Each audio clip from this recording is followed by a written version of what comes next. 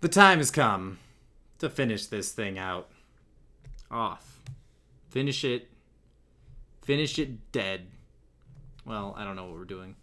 I don't know why it's not allowing me to move here. Hold on. What is going on? I mean, I wasn't in the correct full screen mode. That's what was going on. Oh man, it's really slow when you turn on that recording device. Anyway, so let's start this thing out. We are gonna make this layer into a color layer. Boom, right there. So we made a new layer right here. Made it color. It's gonna be colorful. And what's gonna happen is I can select a color up in here. I'm just gonna go to my color thingy wingy over here. Get a color I'm happy with, and change the opacity. What's going on? Something's going on. I may not be in the correct mode or something. 100%, 100%. Oh, derp. I don't have a brush selected. Okay, that's somewhat better. All right. Well, is that the color we want? Sure. Why not? Anyway, so I have my opacity now set to 100%. I set the other one to, or the other one was the dodge tool that I accidentally selected somehow. Anyway, so what the color layer is going to do for you, and by the way, welcome back. If this is the third time joining us, me, there's no us. It's like the royal us. Is that a thing? If this is the third time you've seen it, welcome back. And, geez, I don't know.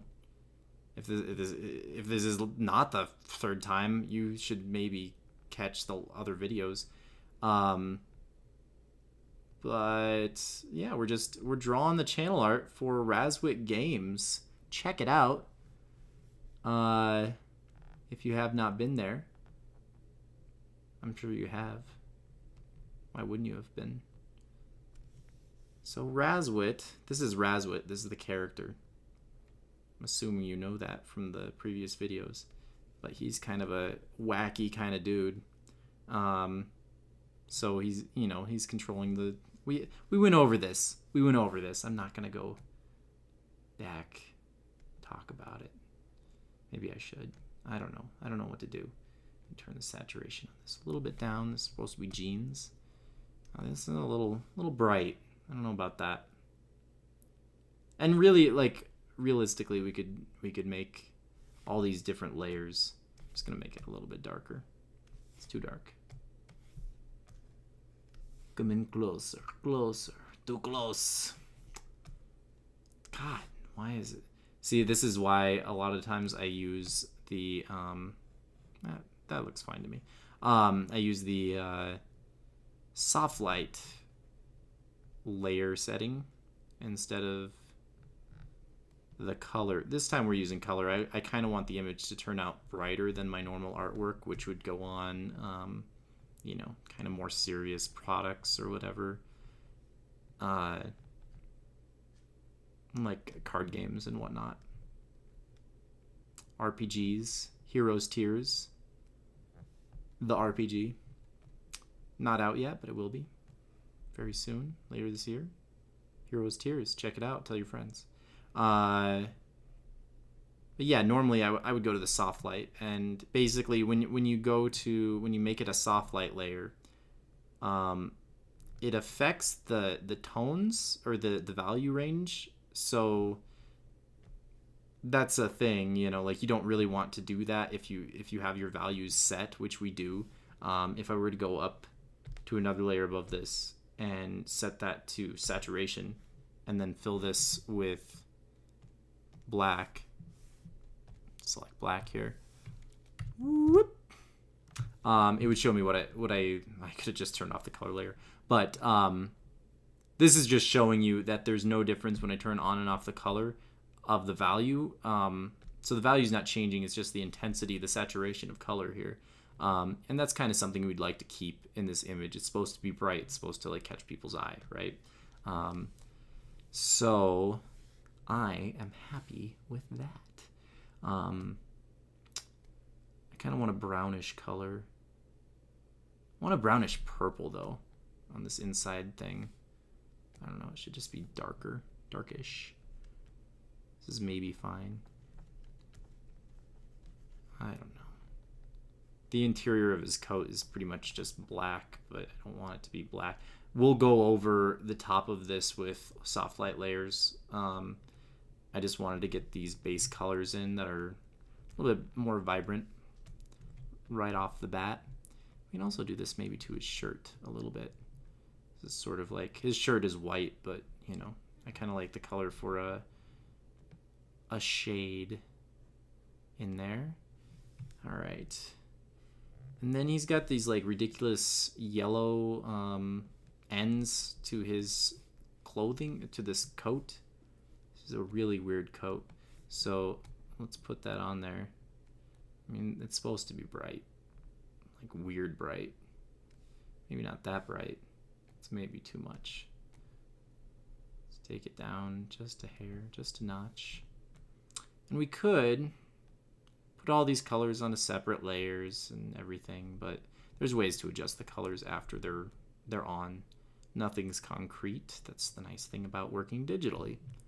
But, you know, if you're interested in traditional artwork, that channel is coming soon. Well, it's going to be traditional and everything else, but whatever. I'm just saying, I'm working on some things, all right? It's going to be awesome. It's going to be epic. I think I got all of it. Let's make this gold or something. He also has a badge, but we can't see it. It's like tucked away in there somewhere. So let's not deal with that. All right. I sort of just want this foreground stuff to be the only things in color. I think I want the desk to be like a bluish sort of thing. Yeah, just real subtle like that. Yeah, that's fine. All of it. It's fine. Why wouldn't I like that?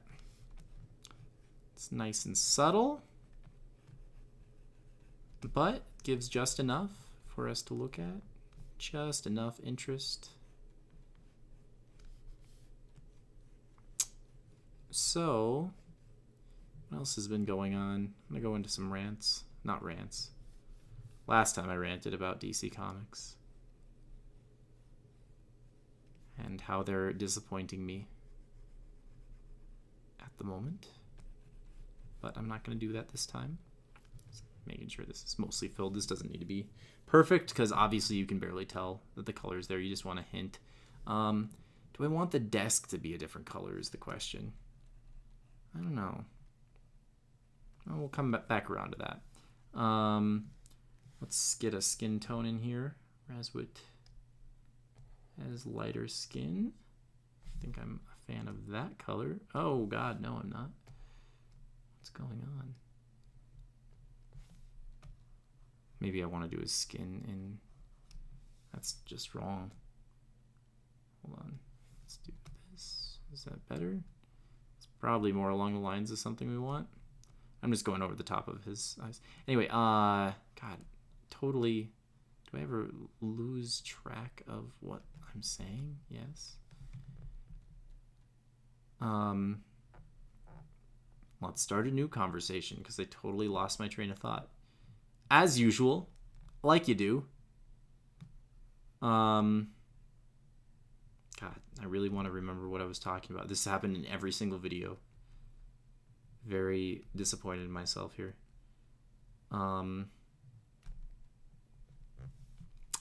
Well, hell, I don't know what to say other than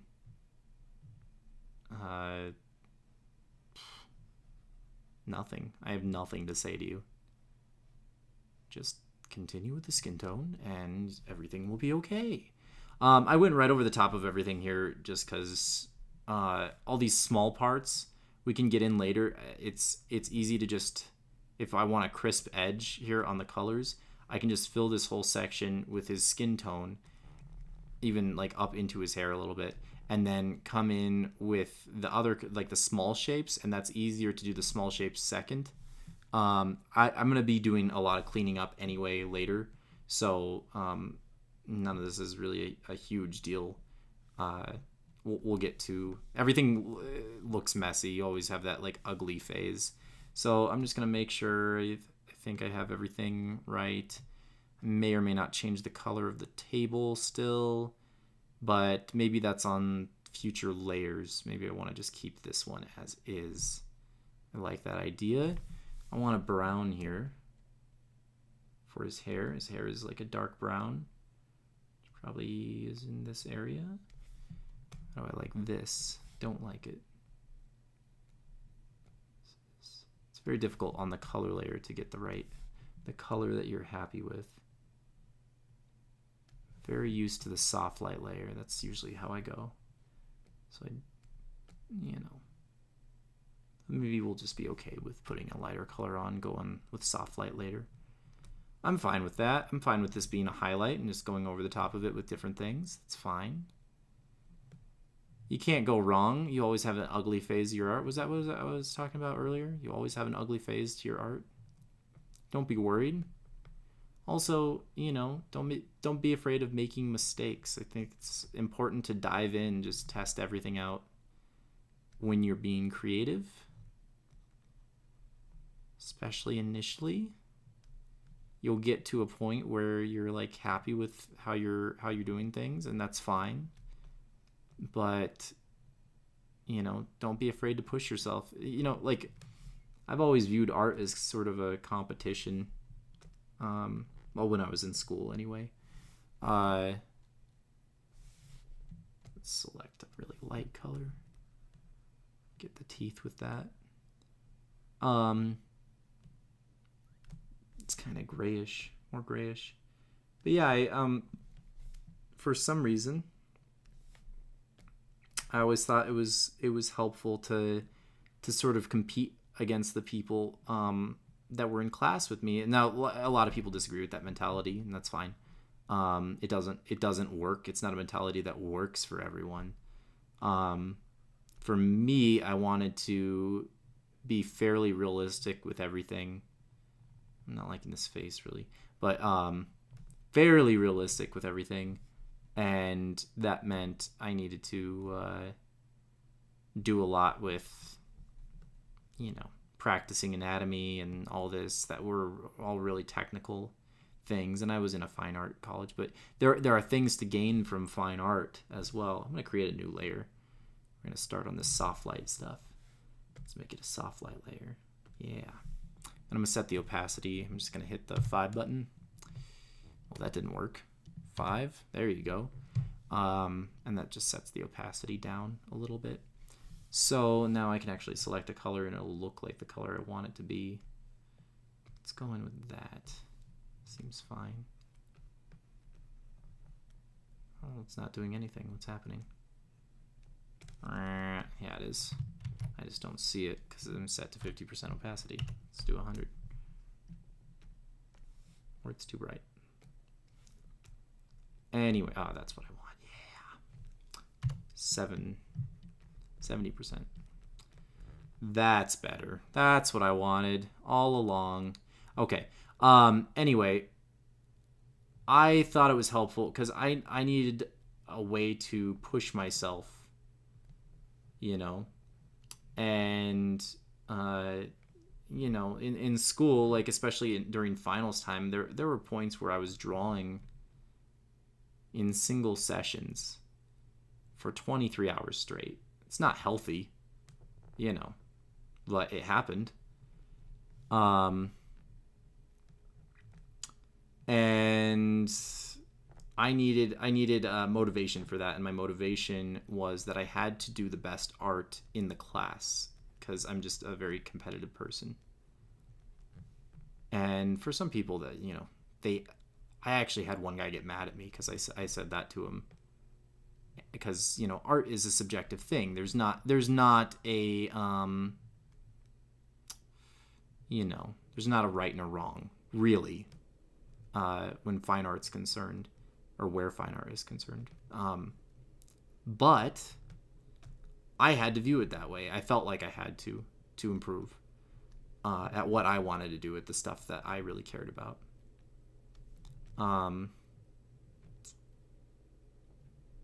But yeah, I mean, not a lot of people agree with that. I think it's kind of an abrasive mentality. You're saying, I have to be better than you, but it's an approach that's worked for me, and I didn't really like, my goal wasn't really to be, it was a internal competition, I'd say, as opposed to like something to lord over people, because I really am, I mean, not to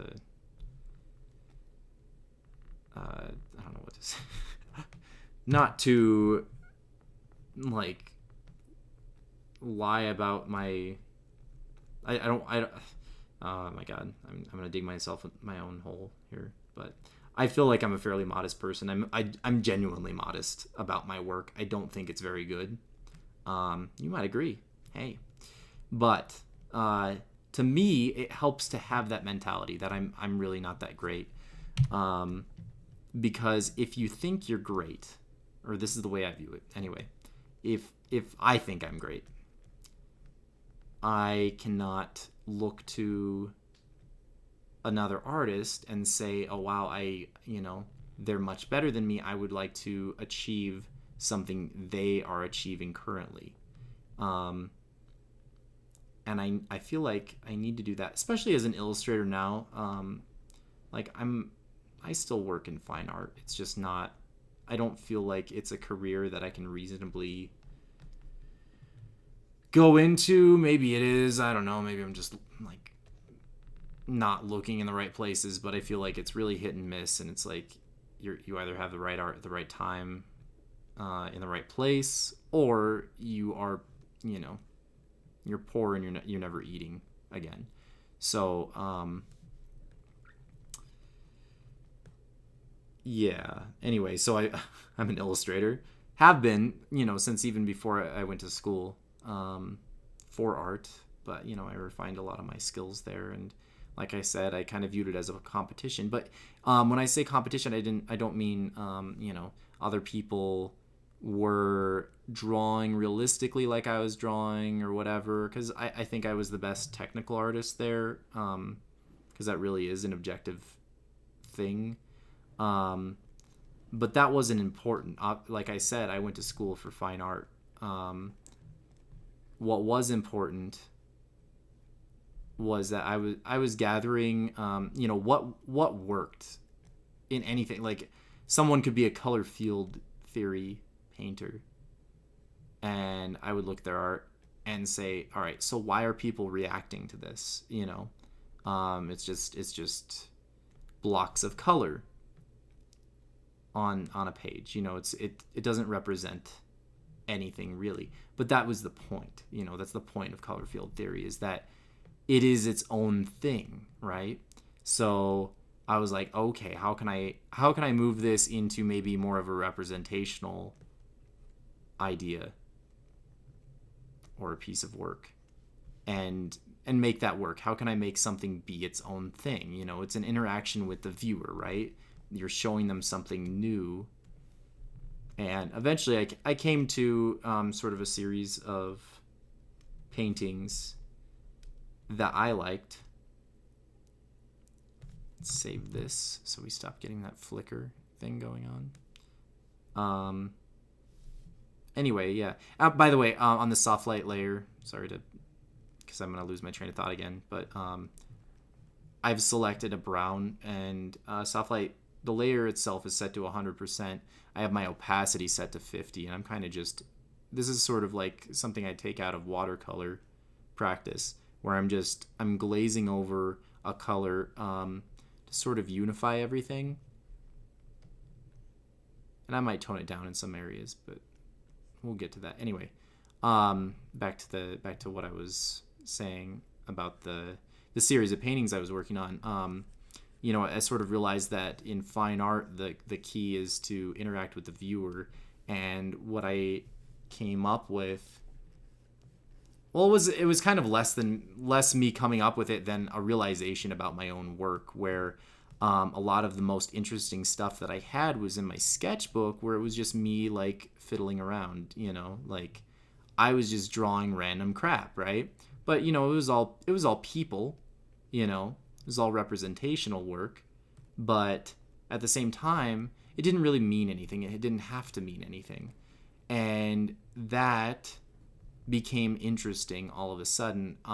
There was a picture I'd drawn that was sort of a technical exercise of how to draw cylinders and holes into things, and I took the exercise because the exercise, it was for a class, and you just have to draw a bunch of cylinders everywhere and like cylindrical holes into like boxes, right? So I did that exercise, and then I was like, all right, what would be really interesting if we put this on a person, right? So I came up with this hole man, right? It's just a guy with a bunch of holes in his body, and I didn't think of anything of it. I was like, yeah, this looks really cool, neat, and that was all there was to it. It looked really cool. But then I don't like his smile. I might go and paint this at the end, just adjust things, but we're getting in colors right now. Anyway, so I didn't think anything of it, and then eventually I took a drawing studio course where they basically, it's a critique of, it's trying to help you become a fine artist, and talk to people with your art, because that's the whole point. That's what they're there for. And really make your art interesting. That's the whole goal. And I was really struggling. Like I was trying to really sit down and think like, oh man, how do I really blow people away? Because my mentality had always been a competitive one, and it helped me up till that point. So I was spending like 3 weeks just thinking about like, what do I draw next? What do I don't know what to draw. What do I draw?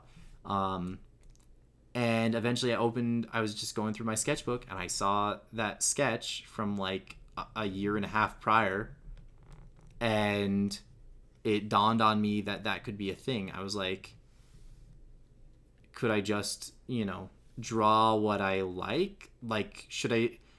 Because I was listening to it was a podcast, and the podcast said something similar to what my teacher said, where you just draw. You're not gonna think up the greatest thing ever. You're not brilliant, but your art could get, if you just keep on working, you can come up with that brilliant idea almost on accident, by accident. So I was like, oh man, this is kind of interesting. Like, what does this mean? Like, this could maybe be something. This looks really cool. I'm going to do this. I'm going to turn this in. I'm going to make a series of this, right? So I make a bunch of whole men in different, different positions or whatever, different color schemes. Like, are there many of them? Is there just one standing there? And I made a bunch of them, right? And in different styles too. Let's set this next layer to soft light as well. I want to keep on layering on some stuff. I'm going to just take a look at what we look like in black and white. Still like it. I obviously changed I darkened this a little bit with the soft light. So that's something to keep in mind. You always want to go back to your values and make sure they work. But I think they're working fine. Anyway, so made a bunch of whole men. And after that series was together, I was like, just by accident, just by drawing this whole man thing, and let me get a purple in here. And oops, I hit a button I wasn't supposed to. I don't know what that did. Sorry. Anyway, just by drawing this thing that meant nothing, and drawing it in different ways, and like adding random things to it, I, by accident, made very meaningful pieces of art. And the reason why they were meaningful was because they appeared to have a deep meaning. They were it was imagery that you immediately picked up that there was supposed to be a message going on, right? Because it was really dramatic looking, and I'm loving this purple. I just like purple. Anyway, the bodies were really dramatic looking, and they were positioned like there were holes in them. It's like just really surreal. It's like, what does this mean, man? And people would sit there and they would try to come up with a meaning for it. And I had not put a meaning into that art. Like a lot of times people talk about, what is the meaning behind like this piece of art or whatever. What is it trying to, what's the connotations in it? And there were none for me as the artist. And that worked because everyone that came up to those images saw something different. And it was based on their previous experience in life. So the art evolved around the people, or the meaning of the art evolved with each person that looked at it. And to me, that process, that user interaction, I suppose, that is the important part about fine art. And that's why that series was so successful, I feel. Man, love this purple that's going on here. It's gonna make him look like a zombie for a second, but we're gonna fix this. This is usually like a color that I throw in watercolor. But yeah, so in that case, it was just right for me to draw, and it's just right. If you're interested in becoming an artist, you just draw all the freaking time. Don't think about it. Just draw. Just draw what you like. Eventually, it's gonna come to you naturally. What you should be doing, how you should be applying it. Anyway, can't really remember why I got on that topic, but why not? Why wouldn't I get on that topic? I just want this purple color to be kind of almost everywhere. This is looking nice. It's looking saucy. All right, I'm liking this. Let's go in. I need his hair to be much darker than it is right now. I'm gonna add another soft light layer. Just keep on adding these because these are essentially just they're color washes. I'm gonna flip this. The head's looking a little bulbous to me. Can I please flip it? Flip. Hey, flip it. Holy crap. Shortcuts. I do something weird. I don't know what it is, but every time I go up to do that specific shortcut, I hit something that prevents it from happening. Yeah, his head looks funny, but I don't know if it's wrong for it to look funny. Anyway, I'm gonna color pick a little bit, select these darker browns, because I want these colors to be in here, but I also want them to get darker. So I'm just selecting a dark color in here. And the color I selected is going to be a mix of that purple that I just put on and the color layer color, and like it works the same way a color wash would in traditional media. I'm washing over now with kind of a mix of colors, and it helps it to have some sort of depth to the color and some sort of life to it, because it's digital media and you need to be careful. Well, you don't need to be, but I personally prefer digital that doesn't really appear, like that has a lot of depth to the colors and everything, as opposed to just like flat gradients or whatever.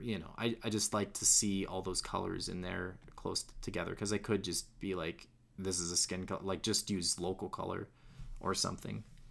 Choosing not to. Let's select this and see if we can get this a little bit darker.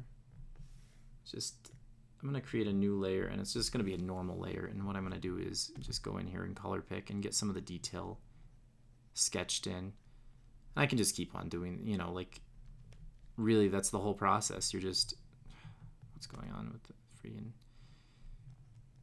why? Yeah, you just go in, do some washes, get some color in there. That's how I work anyway. We're lagging really bad because of the recording, but normally this would be very smooth. I want to bring this hairline down a bit, like right in there. Yeah, that's the ticket. For some reason it's not making the color I really want it to, but you know, we can always glaze over the top of it. Keep on adding glazes. The glazes, they are beautiful. And one thing that I'm kind of that I've been ignorant about up until this point, well, in the value video I was very aware of it, but it's this light coming off of the computer over here. So what I'm going to do next, after I get this all kind of smoothed in here. Wah, wah, wah. I don't know why this probably shouldn't be, so I need to go down to like 1%. Come on. What the colors are giving me. Sass. I don't know if I'm like sampling an average or what. Anyway. So what I'm gonna do after I get this area kind of smoothed in, maybe just grab the blur tool. Let's see how that works. Not very well. All right. Sometimes that functions to kind of blend stuff. Not here. Not gonna do it.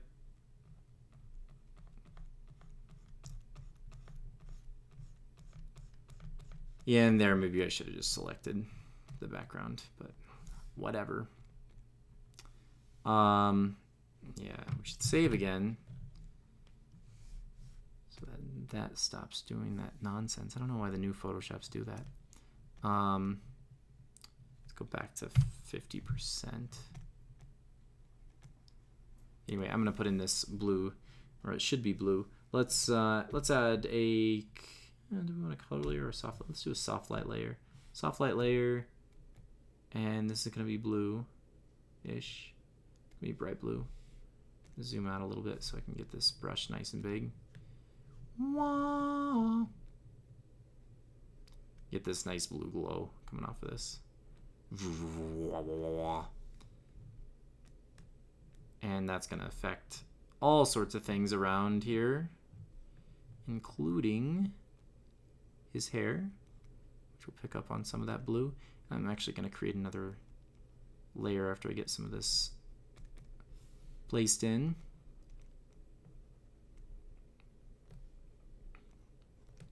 And get some nice bright highlights on there because I want it to be kind of fantasy-esque. All right. Just going to put some of that light on there. It's nice, you know, it's a hint. Doesn't need to be extreme right here. I'm gonna put some, I guess you'd call it rim lighting here. It's kind of a cheater's way out of, you know, making things look cool, but you know, whatever. Here we go with the rim lighting. We're gonna create a new layer. I'm gonna make it hard light. Or screen. Screen works too. Let's do, well, we could also do linear dodge. Any of these work. Whoops, I made a new layer on accident. Let's test it. Let's see what happens. Let's see what works. Oh man, I'm liking screen already. If it works, why change it, you know? But we'll see what the others look like just for fun.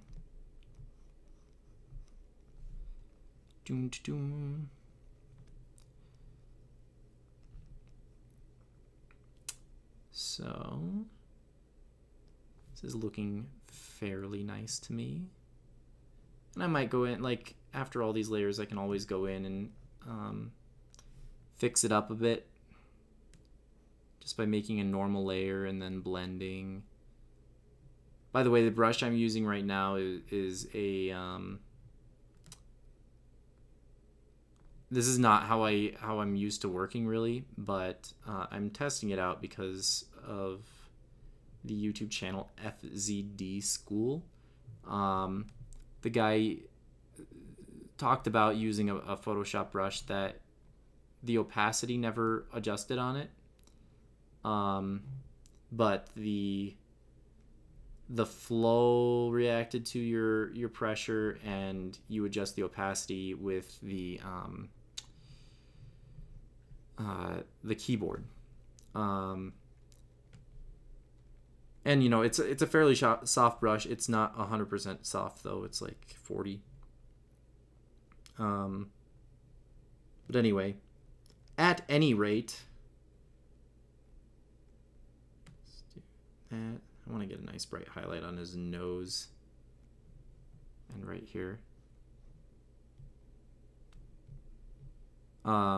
Anyway, so the way he described it basically was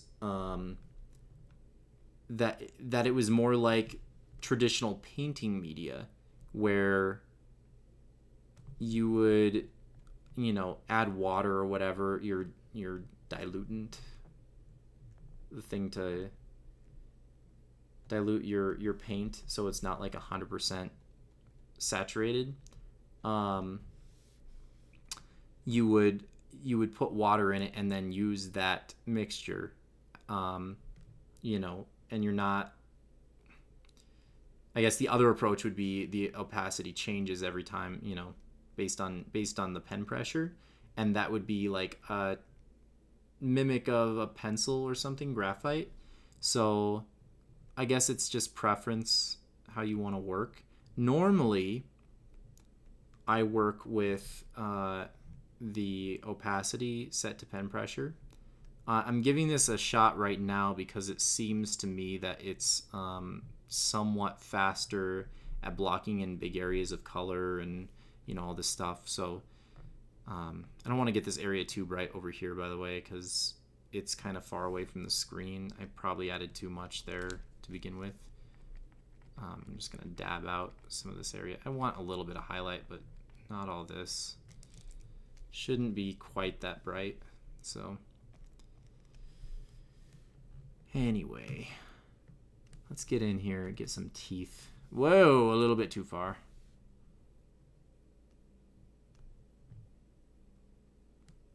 I want some teeth highlights. Is that too much to ask? It's probably too much to ask. I don't know. I don't know who I'm asking.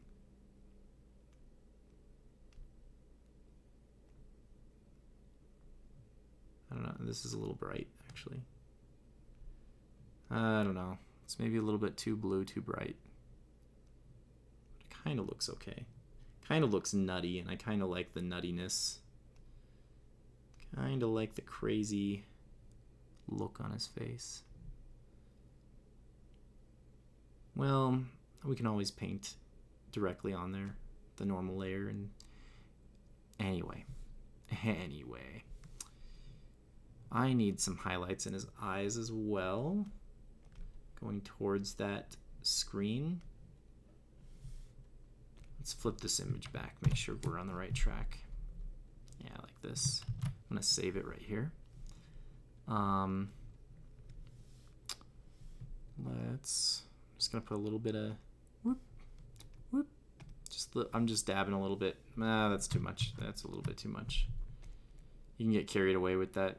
Why is it doing that? You can get a little bit carried away with the special layer adjustments. What I'm gonna do here is actually just flatten the whole deal. Just for working speed.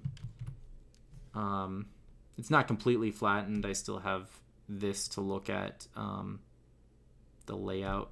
I think that, oh, okay, this is not set to multiply. I'm going to set this back to multiply. I think earlier I changed that just to show you how it looked. Or I guess I always had it. Let's do overlay. I don't know. Doesn't really matter. soft light work, like anything works as long as it's like somewhat transparent. I guess I had it to normal. It grays it out a bit, and I guess I didn't like that in the moment. Sorry for turning on all those layers. I'm just kind of retracing my steps. I couldn't return to this as fast as I wanted, so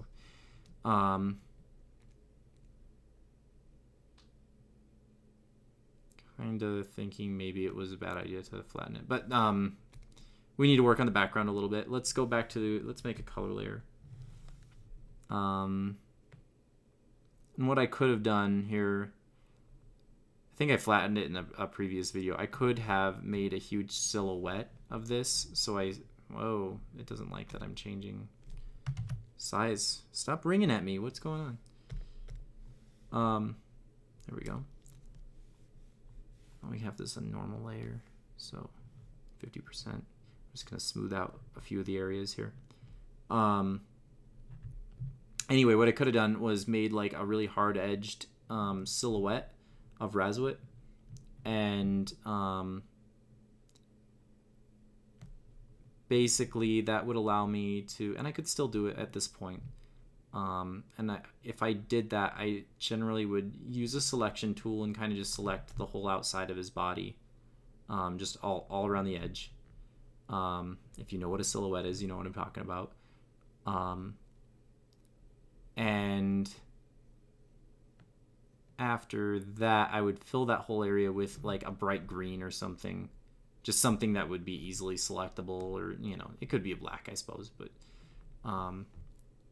anyway, that would allow me to work with Razwit as like a layer and the background as a layer. And it just makes it so like if I want to adjust the background, it's much easier. And I don't have to mess with this like nice detailed character once he's detailed and everything.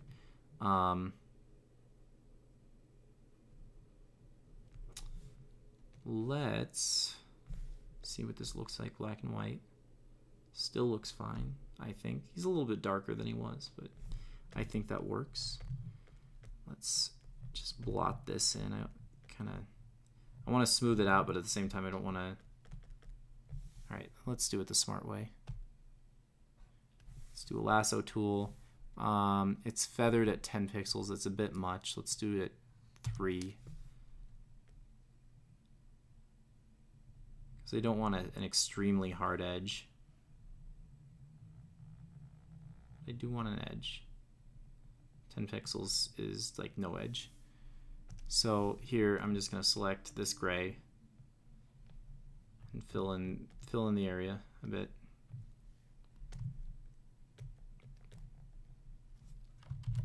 Deselect that. I got a little bit of overlap over here. I made the brush a bit too big, but what are you gonna do? Anyway, I could continue to do that as well by selecting this whole. I might just do that. Let's just do that. Let's clean this whole area up. And I probably want a harder selection actually, for just slightly. Let's feather 1. This is like a pretty hard edge, I feel. Did not get the greatest selection on that, but I love the selection tools, by the way, in the newer versions of Photoshop. I was using the older versions. They weren't so good. So I'm going to hold shift here, and just that adds to the selection.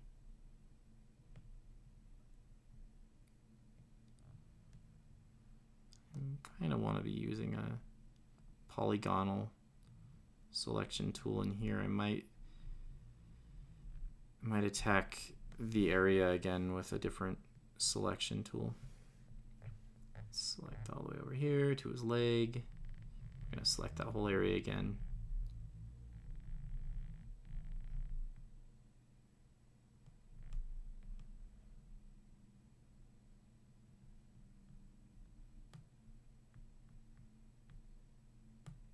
If you noticed, I didn't breathe the whole time. Anyway, just going to let go right here, and it'll give me a straight line. So now I can take, this is why I don't like selecting things. It's like, it feels like it's time consuming. It's actually, it takes up far less time. I'm holding Alt right now to deselect an area. I'll just make that edge a little bit more crisp. I'm going to do it again right here. Just for the corner of this table. And I'm going to hold Shift to add in. I'm just double clicking there when I get to the end, and I know it's going to be a straight line. Here's Alt again to deselect. You notice that minus.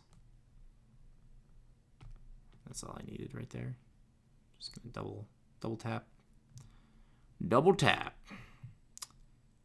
And that doesn't feel like the straightest of lines, so let's try it again. Seems better. Am I happy with the selection that I've made?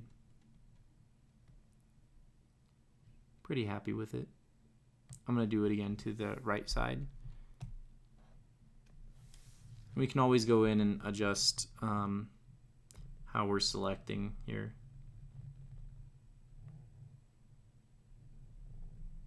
Just get a nice smooth line. But yeah, in the older versions of Photoshop, the selection tools were like not very intelligent. They'd go all over the place. These kind of feel like they contour a little bit to what you're dealing with. Not to the same extreme, because there's obviously tools to do that, like specifically for like finding an edge.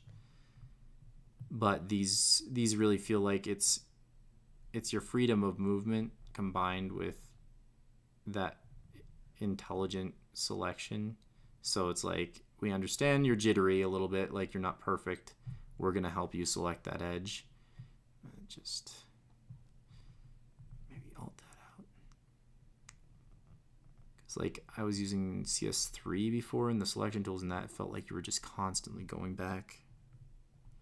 Shift. And adjusting. Oops, which I'm doing here because I just went sloppy with it. All right, here we go.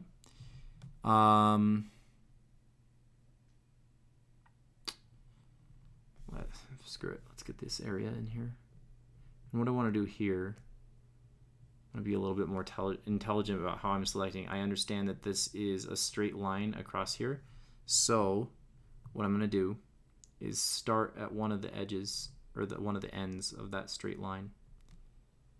So when I get back to the other end,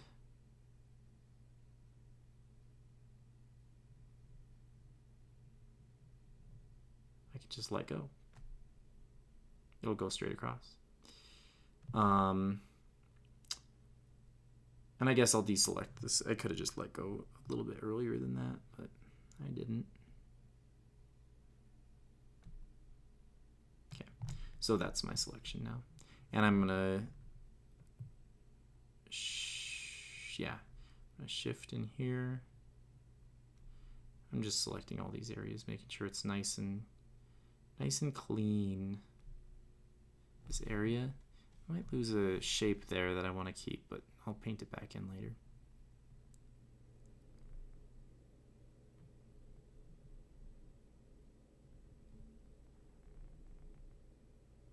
Yeah, see how it went straight across there? It recognized the flat edge. So normally that'd be all jittery. I don't want to go all the way across here. I will use the trick I did before.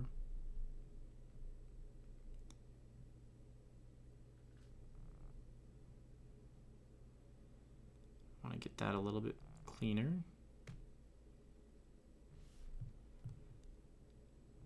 Let's dig in here a little bit. Yeah, this feels like such a process, but it saves so much time. I'm kind of like, I wanted to avoid it like the plague, but at the same time, it's just like, it's kind of a little bit foolish not to do this. I think I should not have started in selecting there. Let's start selecting at this edge, come down, come up, and then go across to here. Seems like a weird way of doing it, but it'll make sense in a second, because I just want to get all these edges right. Let's not select that way. So now I'm going to start here, go in, go down here, maybe not. Hold on. Alright, get that flat edge. Start here, go up, come down, flat edge. Start here, go up, come down, flat edge. So that's how I went about doing that. I don't know if it was the way I should have, but I sort of want mountains off in the background, and I can add those in a second. Right now, what I'm going to do,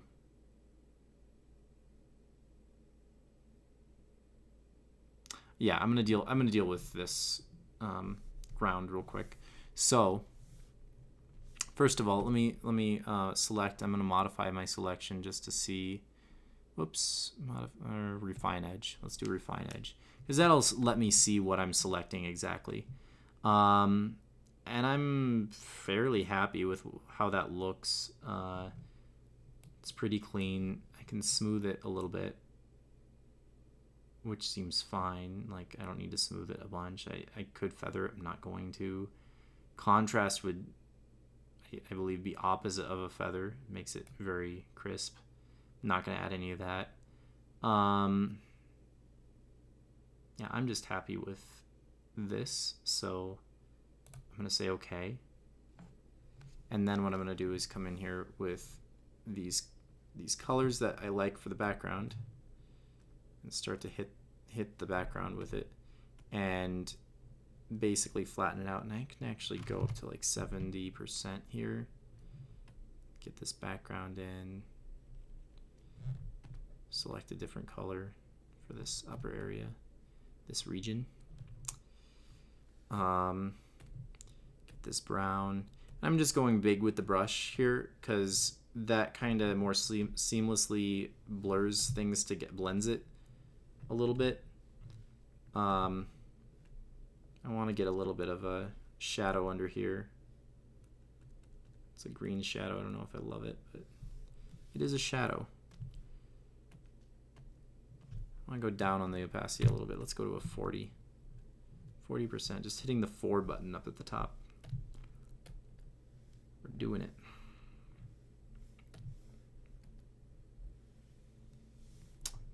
And let's smooth out this area right here.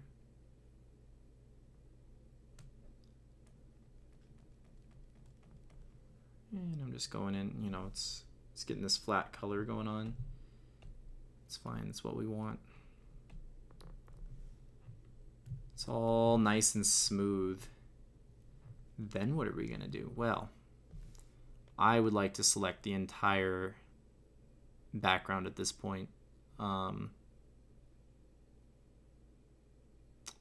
So let's grab this selection tool again. The reason why we're doing this is we're basically going to create that easy select area for Razwit, and I'm going to cut out actually where Razwit is so I can just work in the background separately. I should have just had that be the case to begin with, but whatever. So we're going to do the same edge trick that we started with here. Just do little loopies. That's not a good selection. Let's see.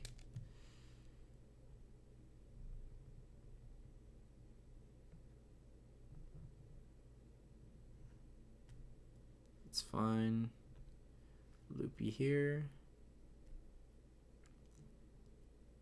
Loopy.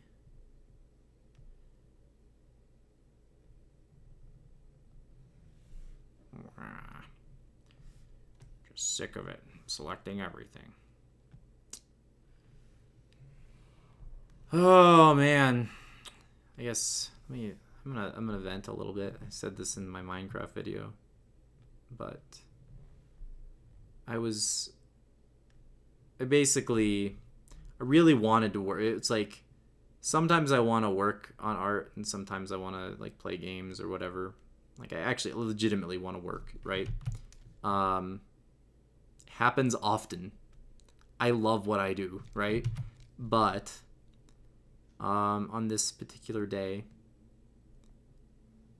I wanted to do art, and the deal was I also wanted to set something up to record an awesome video for Magic, because I do, Magic Let's Plays and everything. And Magic has this online championship series, and I was just a couple points away from qualifying for it. And you have to get 15 points in a season, and to get 1 point, like you have to win an event. Okay, so you have to play quite a bit. But like certain events, like there are several more rounds than normal events, and they give you more qualifier points, right? Anyway, I was doing just very well in one of these events that gave multiple qualifier points, and I was almost qualified, and I was like, oh man, I should check out when the deadline is to get all these points, right? And the answer to that was that night. Or rather, like, I think it was 5 a.m., right? So I was like, oh crap, it's midnight. I really want to work, but like if I want to make this video, like I really wanted to record an event, like the Magic Online Championship series, because I don't think a lot of people do that. So I was like, I'm gonna grind, right? So I started entering events, and I was doing really well. I actually lined up the points that I needed, and I felt fairly confident. Or rather, let me rephrase that. I was doing well enough in the events that I was a part of where I was going to make the points that I needed. And Magic Online crashed for everybody. And I was like, well, crap, man. I hope it comes back online soon and I get reimbursed so I can continue my winning streak or whatever. Like, anyway. So, it didn't come back up for ever. And the deadline came and went. And I was like, oh my God. So I just spent like several hours of my life not working and instead playing this thing I didn't want to play just so I could record a video later. And yeah, and now today everyone was supposed to receive automatic reimbursement for the events that they were a part of because the whole system crashed. And today, because of the situation of my events where they like one had ended and not paid out, and another I entered and had not started, I was not like recognized as being part of that reimbursement. So it was just like, it just so happened that the two events that I was in, it just lined up where the system didn't recognize me for reimbursement. So now, I am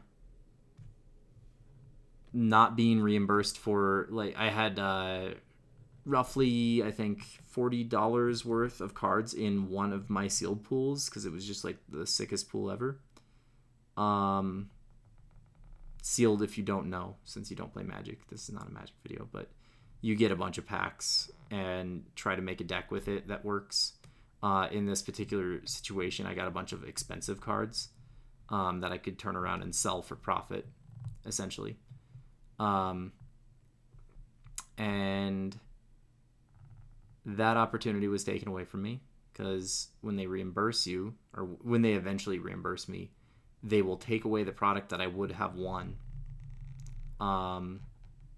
as well, and give me basically the I forgot where I selected there. They'll give me the entry fee for the tournament, right? But in this case, it just so happened that they took away the good cards that make me money, and also took away my ability to be in the Magic Online Championship Series. Just cause. That's what happened. I think I got everything selected here. Anyway, so yeah, it was a bummer. I mean, it really happened at the worst time and frustrated me badly, I would say. Let's not make this brush too small. I want to get a pretty crisp selection. Kind of thought I dealt with this already, but we didn't. So, going back in.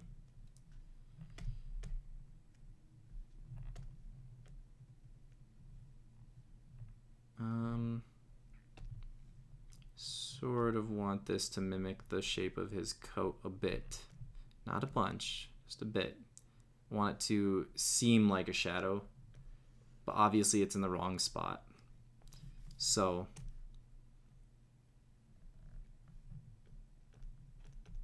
just gonna dab. Get that in there. It's just in a slightly incorrect position to be his shadow. What I do want to do here, though, is get slightly darker shadows right where the feet touch the ground, and emphasize that by bringing some light in from here. Yeah, that looks a little bit better, because there's light coming from kind of behind him a little bit. So I'm pretty happy with that. So I'm gonna quickly flatten the image. It's still selecting this area. Then I'm going to inverse the selection. If I hold Control and Shift, I don't know what it is on a Mac, I'm sorry. Control Shift I, it's gonna invert the selection for me. And I'm just gonna copy that layer and paste it right in. And it's gonna be in the same location it was, but now I can draw behind that on a previous layer. So what I'm going to do is label this foreground.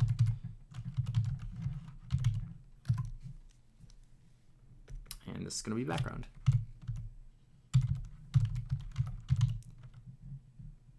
And I'm actually I'm gonna copy the background just so we can reference back. If any like weird things happen, I can actually just copy that background image and paste it into the foreground or whatever.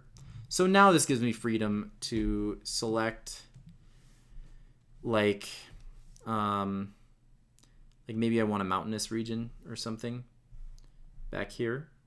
I am on the background. This seems fine to me. Let's do this. And I can let's get this color. And what I'm going to do is just darken this color just slightly. And Bob Ross this crap in.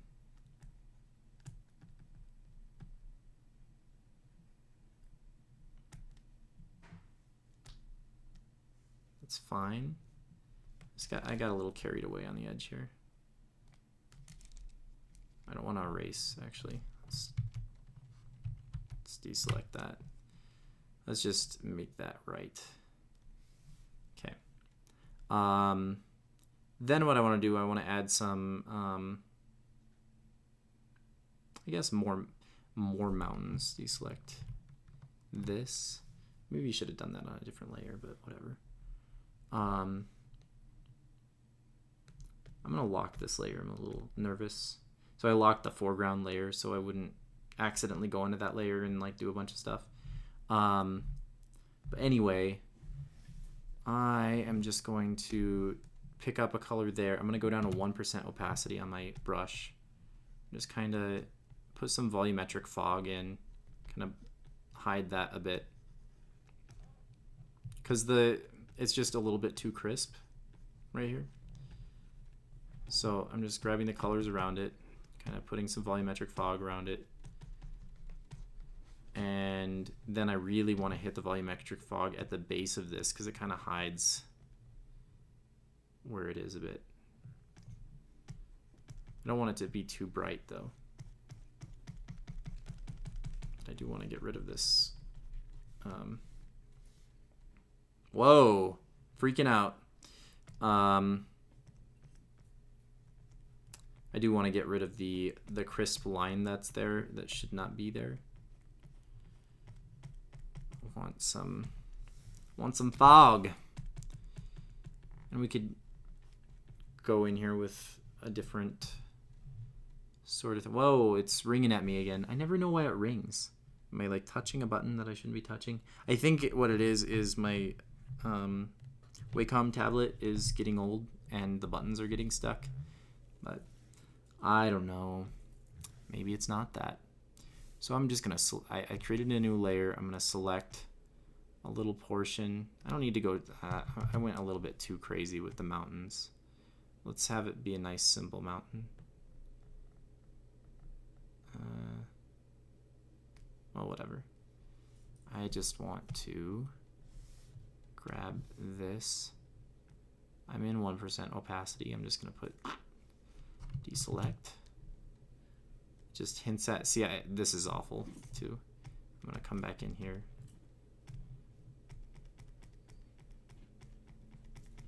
It had a weird feeling to it. This just doesn't need to be this complicated. I'm gonna go to 100% opacity, select this color, just wipe over the top of this, make this just more simplistic, I would say. We don't need all this nonsense in here.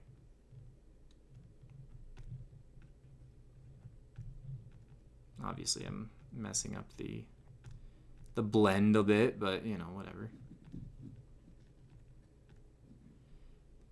It can be a little bit funky.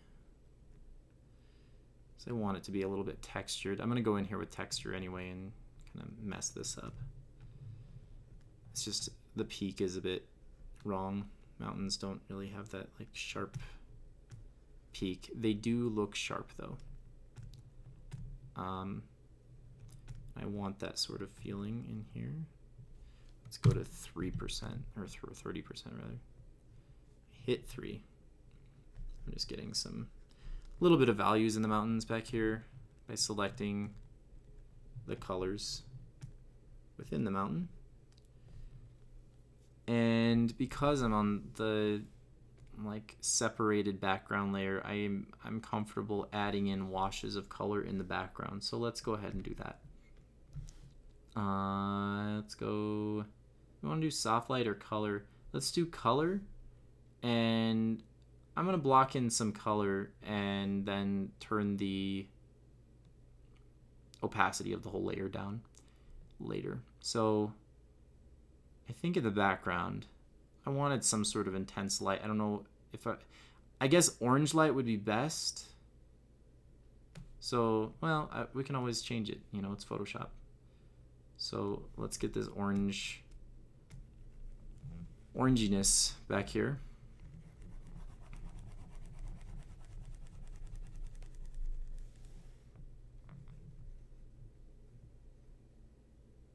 You know what I could do? I could just, if I'm gonna fill the whole layer, may as well just like fill it, you know? So that's intense as crap. So I'm gonna drop it back a bit. And that's just gonna kind of hold everything together. And I kind of want to test. No, that makes it too sepia tone. It's nice to bring everything together, but that's not the thing I want to do it with. We'll take care of all that in the end. I want to keep this like somewhat cartoony in the color scheme. So it's fine to have the background like that. I think now I'm going to take that blue from earlier and wash over the front well, maybe this is a bad idea. Generally want your cool colors up front and your warm colors, or sorry, cool colors in back and warm colors up front. So maybe the answer is to do blue in the background and the orange up front. And let's see what that looks like, a little bit more intense.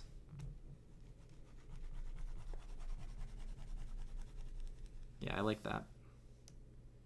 And that's fine. And we can even go into like color balance and mess with this a little bit and see what works. I mean, I just like what we have. So this is fine, and I can start to overlay a bunch of colors from soft light, and I will. First of all, I want to hit up that this thing in the background, this space vehicle. What do I want to do with it though? I mean, it just needs to be like, let's select this. It just needs to be this basically, but I think I want it to be like more of a metallic-y blue.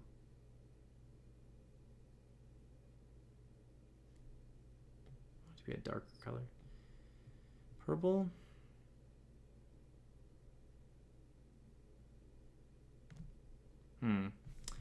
Select this again.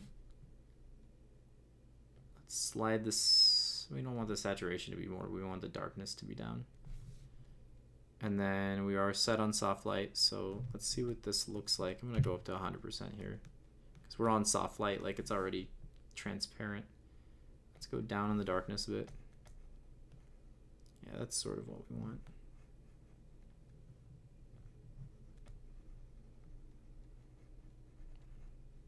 I don't know, but then again, maybe it isn't. Do we want to have, I think I like this. I just want it to be a cool color.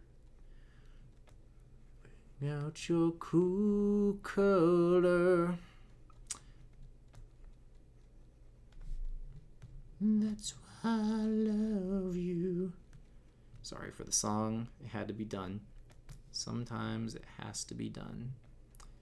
Alright, so we got these cool spaceships that, I mean, they're just blocks of geometric shapes. I'm gonna go up to the next layer. Well, first of all, sorry, I just wanna get this cityscape in a bit.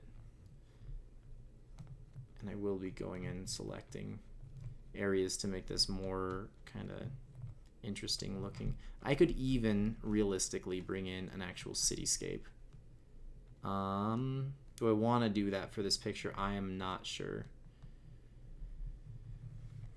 I'd like for the cityscape to pop out a bit at him.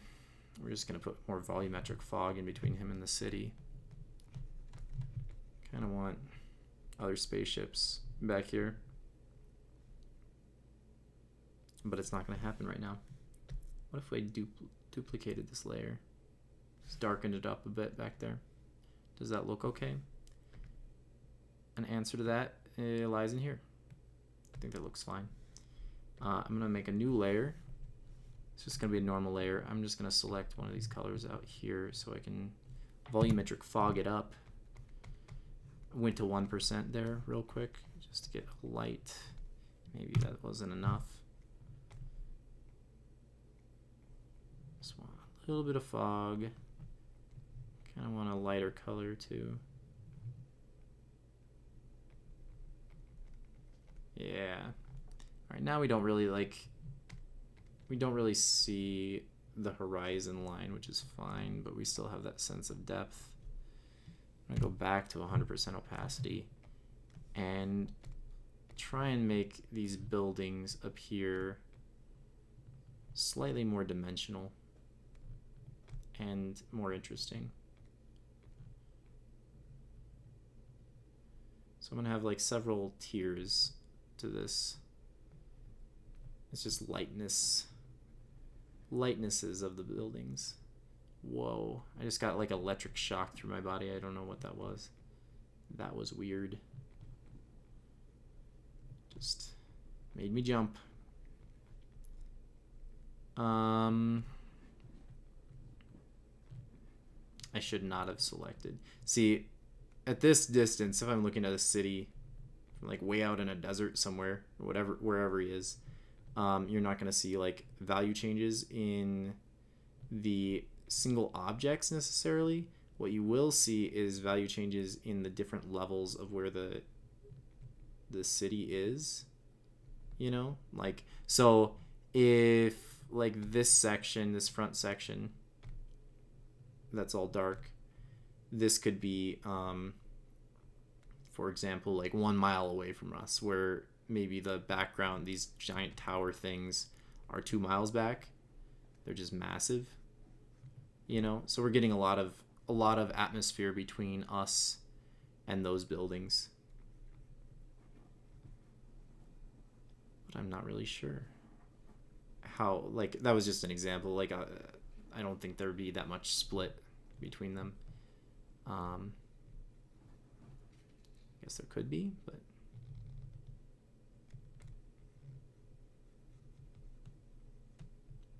anyway, kind of want the buildings to be darker up here as the sky is darker. Gives us a nicer silhouette too, a little bit. Let's bring that out, bring that out. Nothing makes sense really back here to me. The shapes don't really need to make sense, I guess. They just need to look like some sort of structure.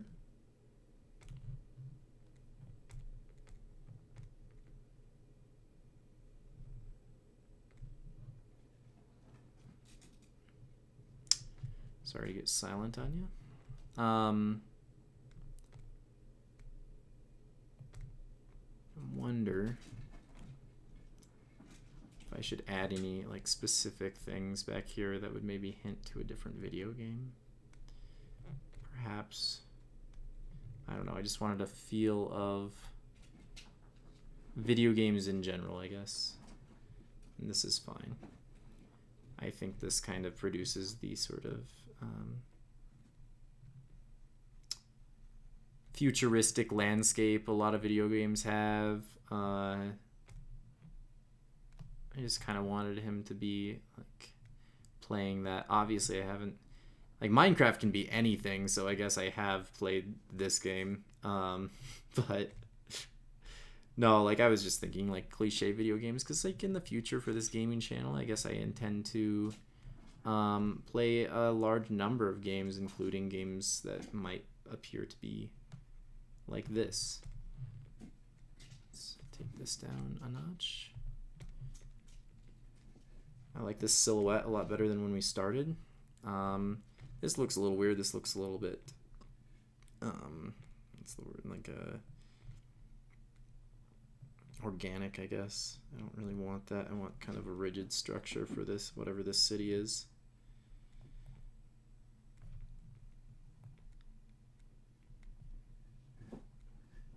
You know what I want too is just like stuff flying out here. And the other thing I notice I have, all right, so if I turn this on, this value back here, I'm gonna select that, is a lot different. It's like a darker, I think. Where's, oh, here we go. It's that top color. So yeah, and now you see the bottom color is what I selected previously. Go over here. Yeah, it's just, it shouldn't be darker is the thing. So I'm gonna either have to lighten up. I think I prefer lightening up this whole area. Maybe not. I think the spaceship might need darkening up. Let's do that. And to do that, I'm going to first flatten this whole deal, because it's fine. I'm going to flatten it to that background copy. I'm not going to flatten the entire image, just the background.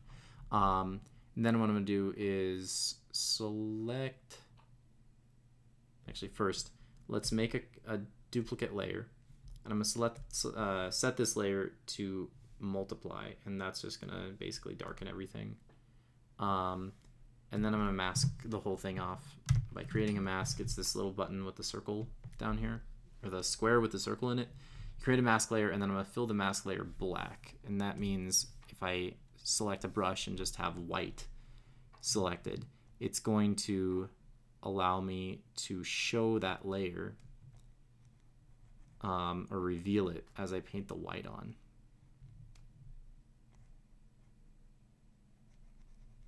And this looks like way too dark at the moment, but we will adjust this to our needs. Okay. Like, it doesn't look bad, really. I'm gonna set this to like 50% so I can get a little bit of difference between the foreground one and the background one. But it would already be different because that was already lighter. Anyway. I don't really like the angle of this so much. I'm going to erase a little bit of that just so it's a little bit more flat to the ground. It looks more correct. There's some funky things going on with it anyway, but we're going to kind of cover it up with light, so I'm not really too concerned about it. Yeah, it looks mostly fine to me. Let's see what that looks like in our black and white view that shows us our values. Not too bad. I'm going to reduce the opacity a little bit, just a hair, so that it's darker than the background, but it's lighter than Razwit. So this seems okay to me. It still seems a bit off, but that might just be issues with how I drew it initially. And I don't think it's a big deal. Like, I do want it to be seen, so we will deselect that. I'm going to flatten that into the background, or merge it rather into the background. Sorry, hold on, I gotta pause it real quick and I'll be right back. Anyway, continuing on. Let's get in here. I forgot what layer we were on. This is the background layer. Sorry, I actually stepped away for several hours. Sometimes you think you have time to record, and then you don't. I don't know why I'm being like all careful around here. I also went into a different brush and everything. I was working on a different piece. Between when I paused it and when I came back.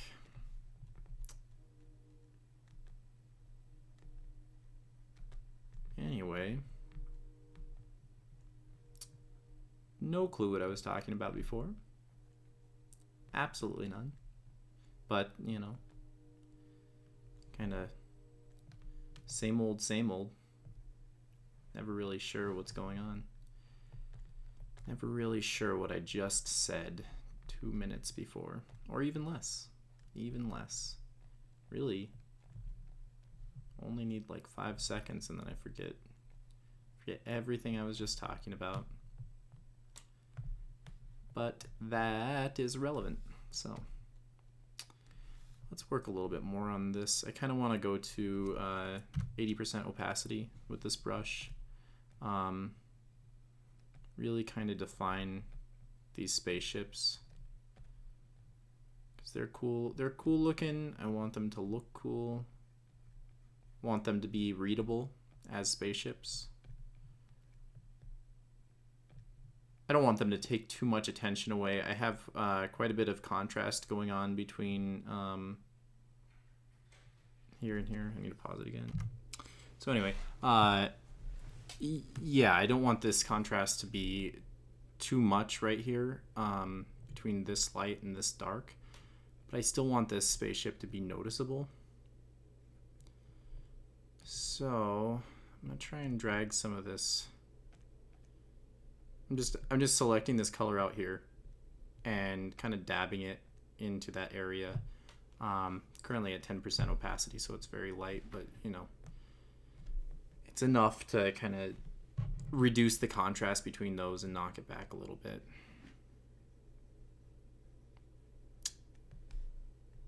I'm just kind of Working on the edges, I'm going to go back up to 70% opacity with this brush.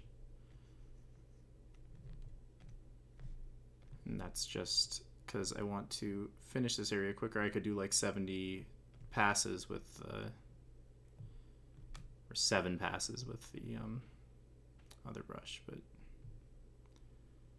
rather not. Rather keep the passes to a minimum. And now we're having a problem with losing this edge into the background. So we can either go dark with it like this, which I think that's what we're going to do. And then just with that edge, bring the contrast up a little bit. Just pop that out. Shoom-ba-doom-ba-doom.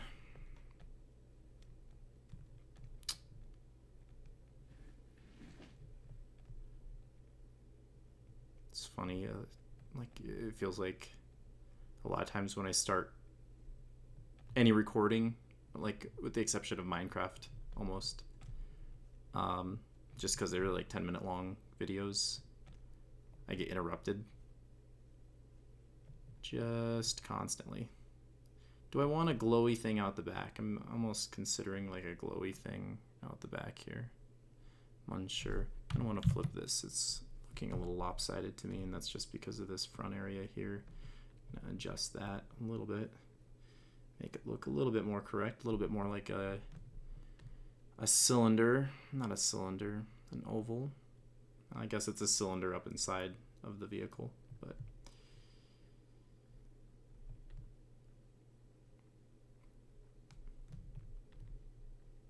one thing I sort of, I mean, this is just because of the process, I guess, but sort of by accident, I've added this oh boy, what do I want to call it? Atmospheric perspective. That is the word. Something I've used constantly during this video series, but somehow forgot the name of it in that moment. But yeah, I've accidentally put kind of a blue haze on the back end, or the right side that's facing away from us of this vehicle, this spaceship, which is good. It knocks it back into the distance, basically confirming that that is further away from us than the left side, the front, and it adds dimension. So these are all good things that we want to show. I'm a little concerned that we're going to lose some of that when we begin to add the glowy effects, but we'll see. We'll see about it. Obviously, we're going to adjust to things to make them work, so I'm not too concerned about it.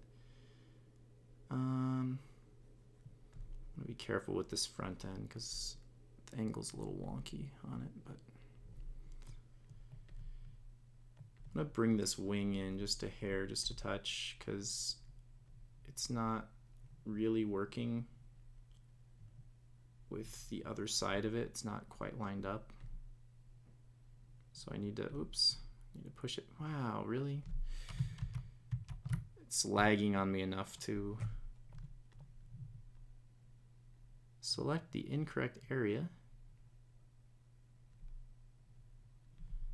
See, if I took this and went straight across over into here, like that's where the wing is, kind of. Let's do that a different way.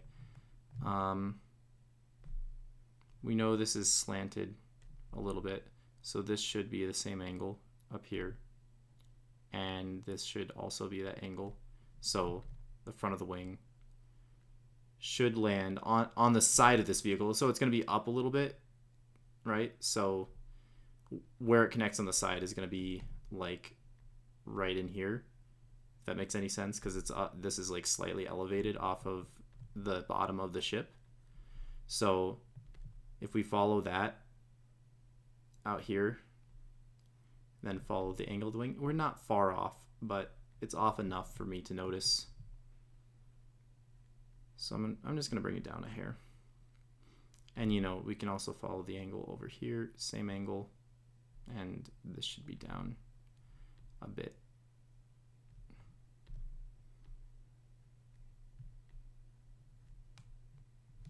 liking that a little bit more.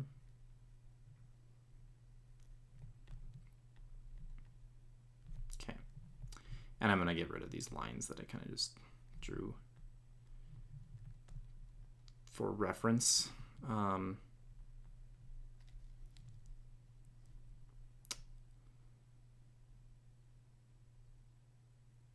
Razwit's face is still bugging me. I'm sorry, I just like took a moment to look at that. And I think I know what's going on with it, but we'll continue on with the ship and come back to that area in a moment. I want to pick up some of these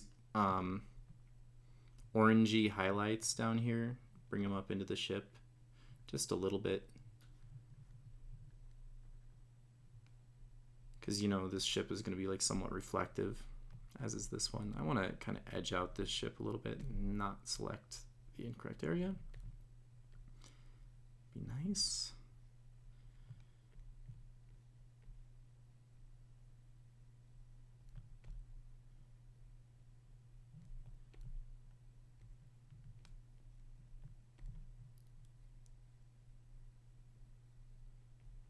So, kind of want to add some of this glow back here, just to indicate that it's the same vehicle. I could have rendered out this entire vehicle on, and I probably should have, to be honest, rendered it out on its separate layer and then copied it over.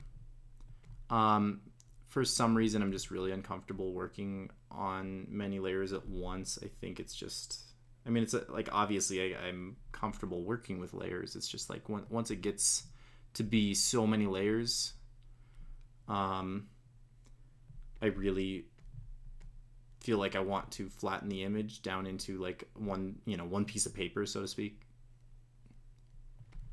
And that's just the traditional artist in me, wanting to not have like virtual crap happening. So yeah, that spaceship kind of looks similar. Let's flip this image again, see what's up. Immediately I like start to spot. You see, that's why you flip the image, not only for forms, but also you just notice weird imperfections. I saw this big loop over here before I covered it up. So now that's covered up, and I'm gonna put some more things in here. Just kind of make it a little bit cleaner. The other thing is that angle I was talking about, or let's follow this angle right here. And maybe that's not a good way to go about it. Let's do it in a different way. If I take this selection tool, make a little box for the height of this, I just want to make sure these are the same. I guess they are. I don't know, it looks a little off to me, but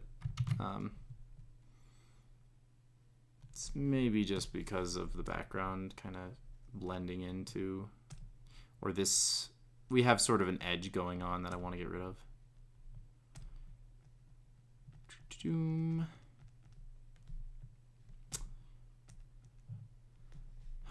So I'm thinking, by the way, if you're watching this all the way through to this point, you're going to be interested in this, I imagine.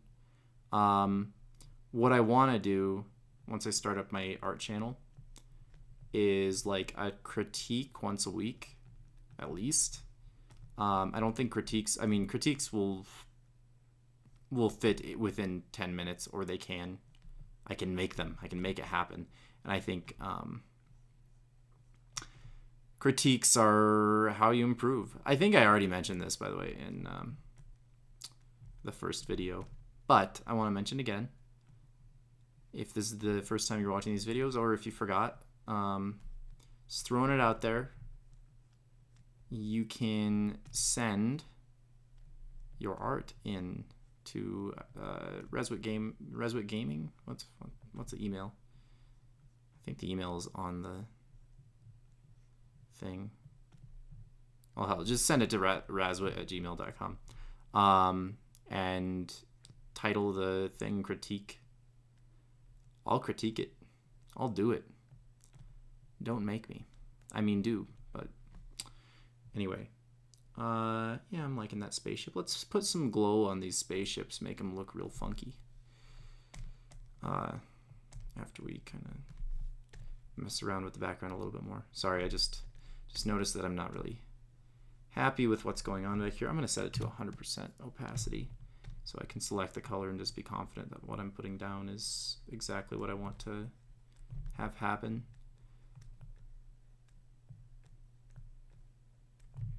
Seems fine to me. Looks like a nice futuristic city to be a part of. And here we're getting a issue where that value is basically the same value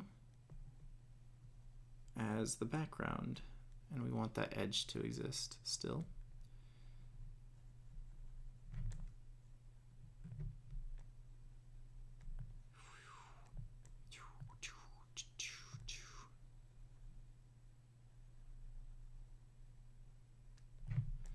I don't know why I'm trying to work around the edge. I keep on forgetting I'm on a separate layer. It's been several hours. I know for you it was just a short time, but I swear I'll finish this out in one sitting. I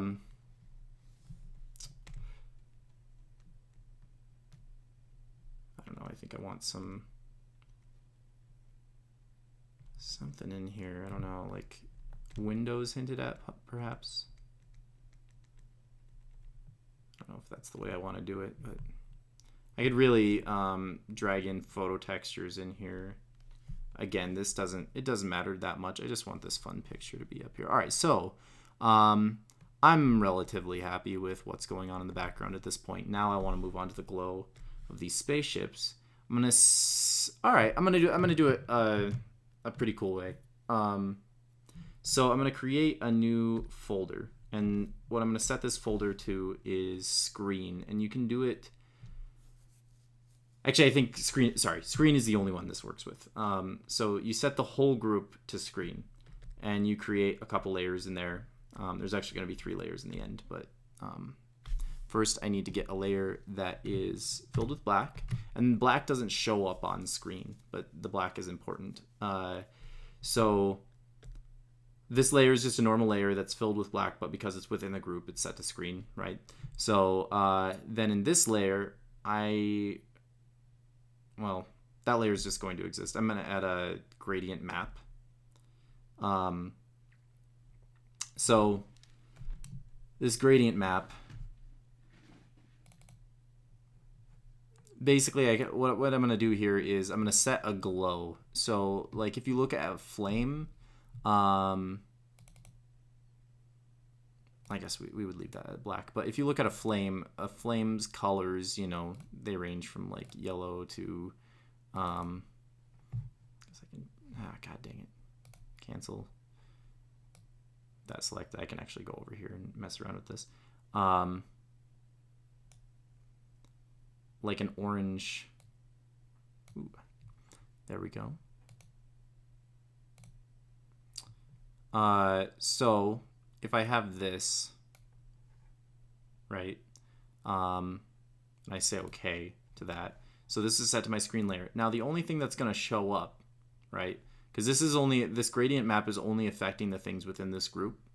So the 2 layers below it doesn't affect the things outside the group. Normally, if I brought it outside of the group, let's do that for a second. So everything below that is going to be affected, and basically the gradient map, it's going to say, all right, black, because of our gradient, black is going to be on everything with, or the darkest on everything. I can even bring it above the foreground layer to let you know what that looks like. And this is a normal layer. Like I can set it to like soft light, for instance, and it'll kind of affect it like soft light and kind of, I don't know, it looks kind of crazy, but let's bring it back to normal. Anyway, that's what it does. It just, so like in this case, yellow is the lightest color, so it'll look for the values, and black is the darkest color, right? So it'll be like jet black and the darkest values. But anyway, I'm going to bring that back down into the group so it's not affecting the things outside. So what this means is I already have my black down, and black equals black, right? So what I want to do is select white as my foreground color that I'm working with. And what that's going to do is, oh, we're on full 100%. Let's do it to 50%. So if I start to put down color here, and this is on screen, so it's like brighter.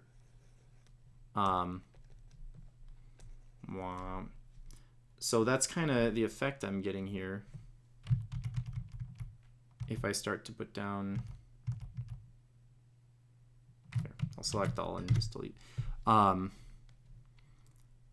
So I actually want a softer brush. Let's get this thing. I believe this is a really soft brush. Woo, it's huge. Go down there. Okay, yeah. So this seems more reasonable to me.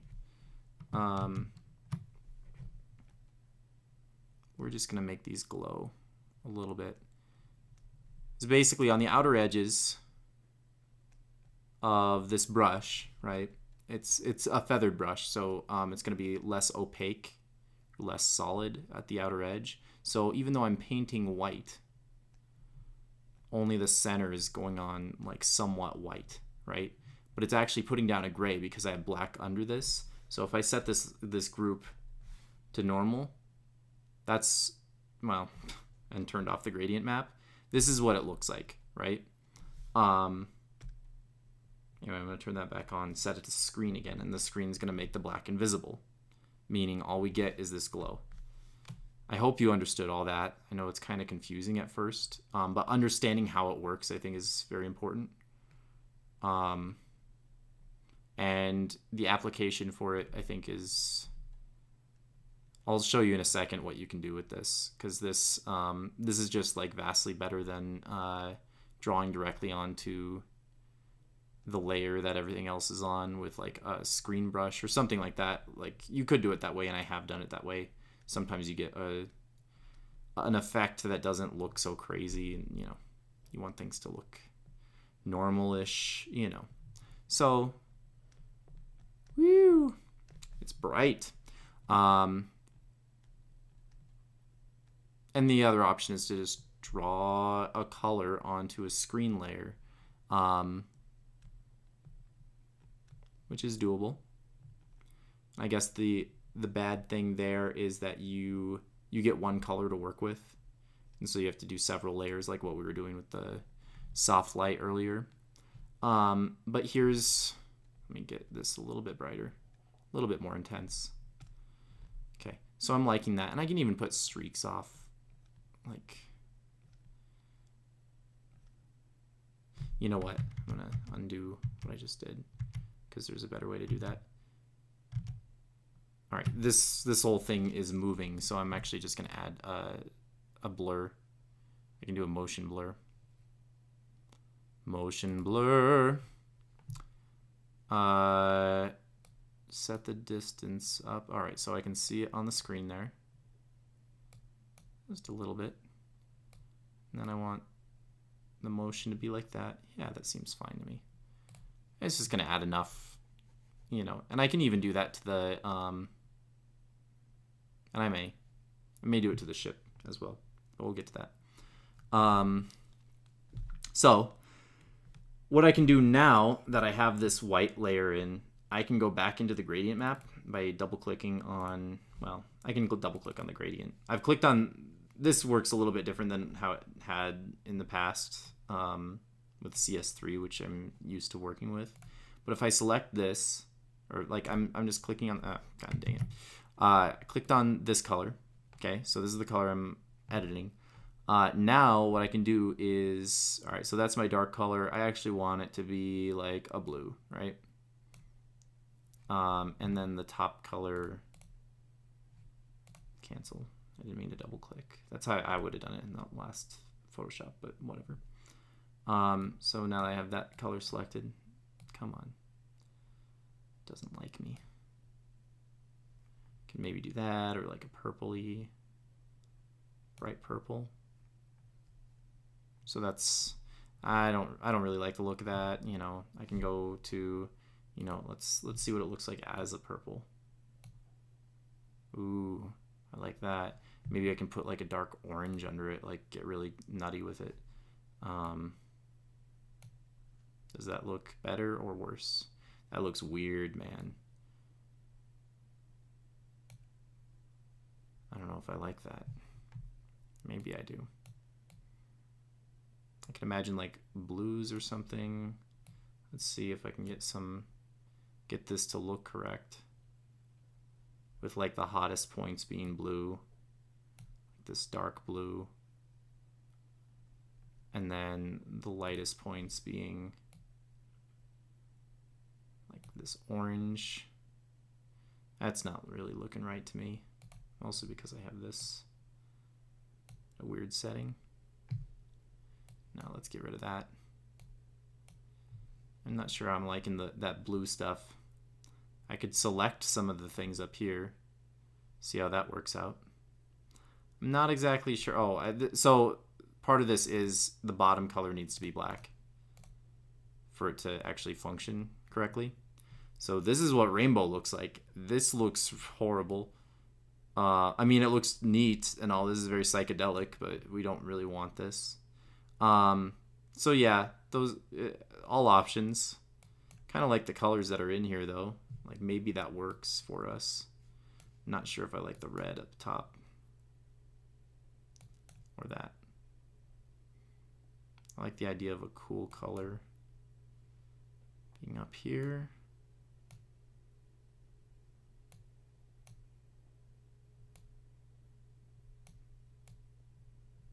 Oh geez. Let's not do that. Makes it a little brighter if I bring this closer to the edge of black. Yeah, okay. Let's see what that looks like with a little bit less opacity. Because I like the color mix. I wasn't really a fan of the orange in the background because I felt like it popped it out too much.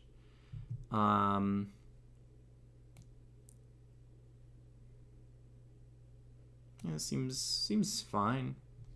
So now that's one that makes me want to put an orange glow on this computer and like redo that glow. Obviously we did the computer in the like wrong way, or the way I just said not to do it, where we used it like a screen and we put a glow over the top of it. Had we put that on a separate layer, we could change the glow, change like everything that was hitting Razwit's jacket would have been able to be edited, right? If we just kept that on a separate layer and used the same, you know, technique that we just did. So, you know, lesson learned. It's just like one of those things, like I would have preferred to do it one way than the other. But anyway, let's go to a new layer. Because we don't have the group expanded, can do that. I want to kind of do a color dodge layer with that soft brush. Do I have I think I have the soft brush out. I want to sort of put like this neat glow, and you can actually, maybe I should do this on a normal layer with a color dodge brush.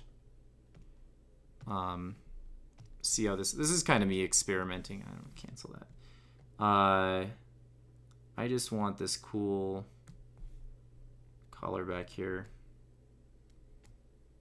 Maybe this was a mistake. See, if I keep on working with the color dodge, it's going to do something like that. Perhaps this is not the way to go about it though.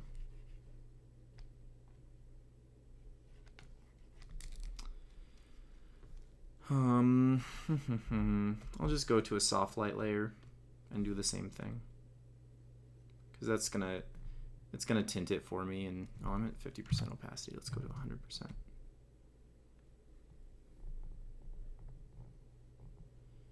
just want this background to be sort of bluish.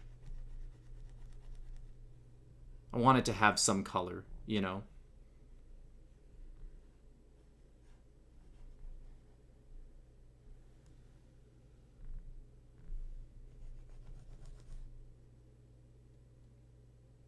Really, I should have selected.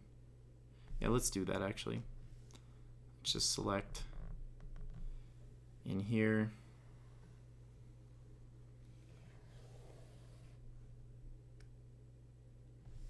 And that's fine. I'm gonna fill that area.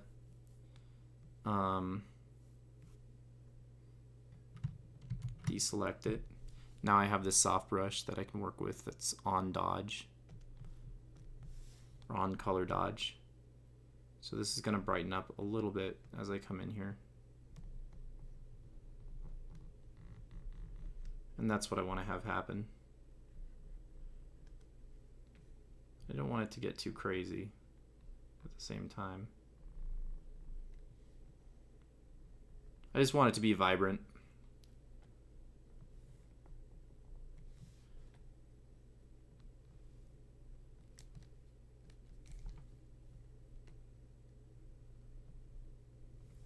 And now I'm tempted to erase some bits of this, but I want to get this like pretty intense in here.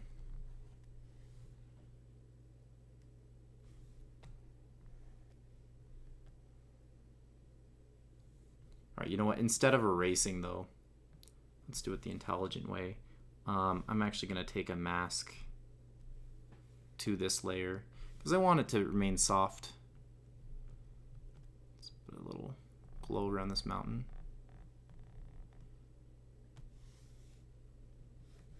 Kind of interested in seeing what this looks like in there. I think that's pretty cool. Because I want this to be kind of crazy. Normally I'd kind of mute the colors back a little bit, but we're not going to do it this time. What we are going to do is get this mask out and grab the black. Believe I already explained masks. So I'm going to come in here with... I'm still set to color dodge, so I need to change that about the brush. Let's undo that. I want the opacity down pretty far because I want this to be kind of a little bit subtle. Mostly I want these buildings to still be grayish with that glow behind them rather than covered in that glow.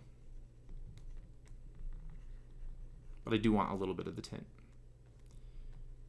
It's just my personal preference. You can do whatever you want with your thing. So yeah, I'm getting this nice soft brush in here, kind of getting rid of the glow, but it's still kind of overlapping these buildings. And to me, that looks fine.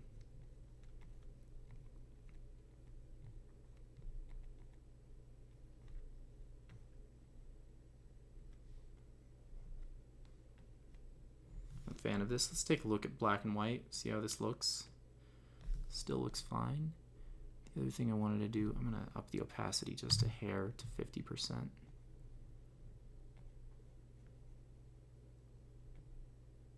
I just wanted to let the colors on this come out a little bit and keep it a little gray, keep it towards us. Well, gray would go back, but let me explain in a second. It's gray now.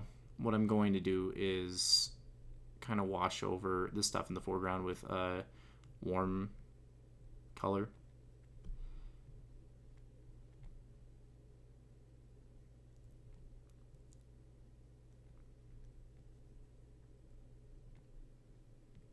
Maybe I don't want to do it so much on the background. Let's get that white, just touch it. Should be fine. I'm just going to touch the front end of this too. So it kind of blends into the background a little bit more on the front end of the vehicle. I do want this to pop out, so I'm going to get that pretty good with this brush. And it already had like a reddish hue to it. That's kind of what I was meaning. I don't want that blue over the top of it everywhere.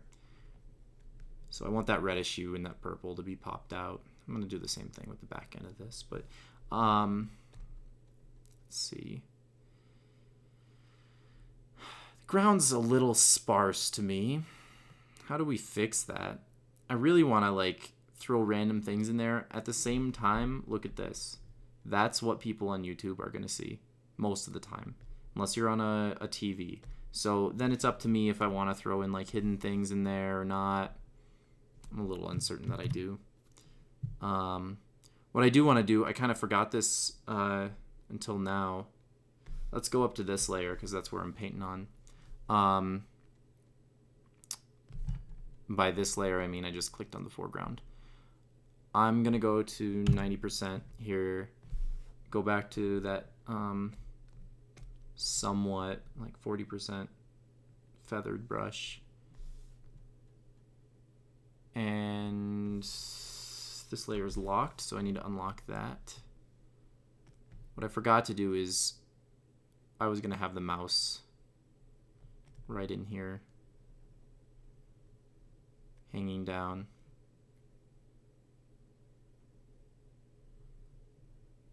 As though he just didn't need it or he didn't know how to use it.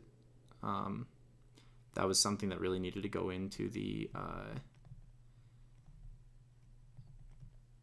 black and white, the value stage of this, or the sketch phase, I guess. And I talked about it.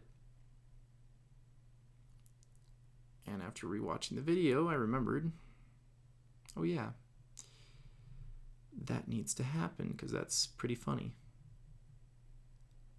It's like that's just something that, like I mentioned, the ground was pretty sparse. You want to be looking for, or I want to be looking for, as an illustrator, you want to be looking for things that tell a story. You want to tell a story, so you want to add all these elements in. Let's go back down to 50%. 50%.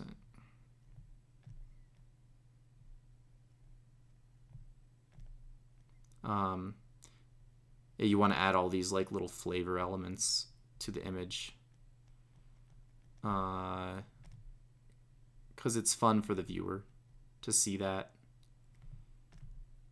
and be able to like tell themselves a story, or like, you know, you're talking with them, whatever.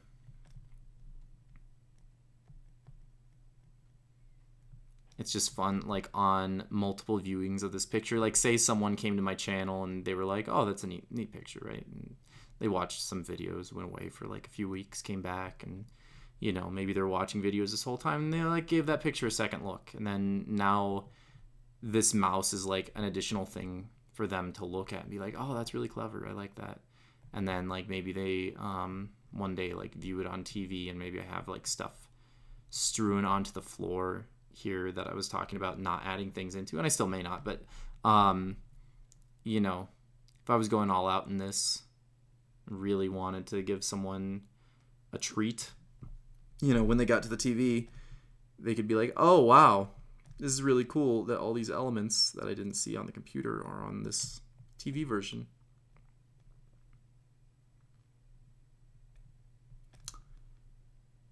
And, you know, stuff like that gets you work as an illustrator, because you can draw really well, and if you're not creative like that, or not, if you don't think about those fun things to look at, people just won't be interested in your work so much, so it doesn't sell products. And, you know, that sort of mentality too, where you're trying to add all these story elements, gets you work in other stuff, not just, I mean, it's more than just selling a product, it's selling an idea a lot of the time, like in production art or whatever. You want to add all these elements and, you know, try and pitch your video game or your movie or whatever. Be like, hey, you know, this character could be doing this and this and this and this, and look, you can go up here and do this, and look at all these things in this one picture.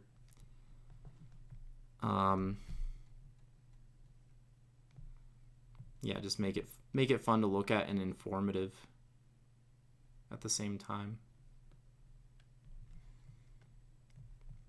Let's clean some of this up. I'm kind of not so happy with how this is.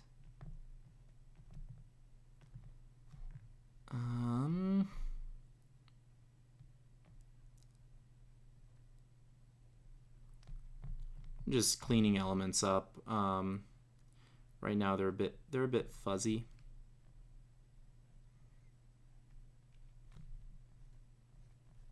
And a normal layer at the end, just like this one, is going to be basically the last step.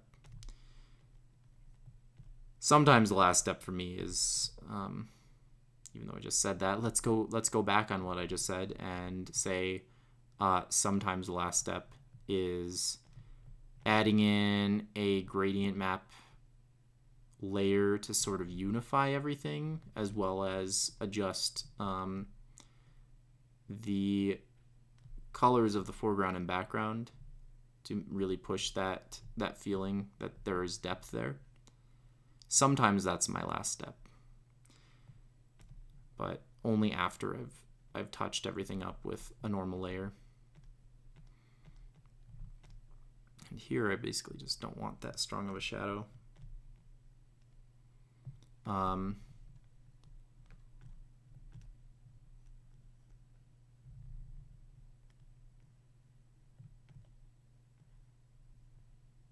kind of want something on the side of his computer, but I'm trying to think of what. Because I'd like to put a bunch of stuff on here that's like Minecraft and magic and whatever, but part of the problem with that is, and I'm sure it would be fine with Minecraft, oh, there's no bolts on the front of the freaking computer. Come on. Don't just put random things in. You really have to consider what you're drawing. And realistically, I should be looking at reference, and I am by leaning over to the side and looking at my computer. But I don't think any computer has like a tower that's bowed like this, but maybe there is. I'm just kind of getting creative with the design elements here.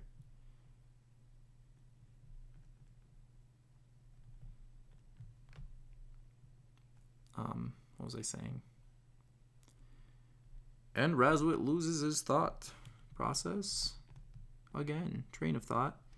God, I can't even train of thought my way into one sentence. Don't even know what I'm talking about in that one moment.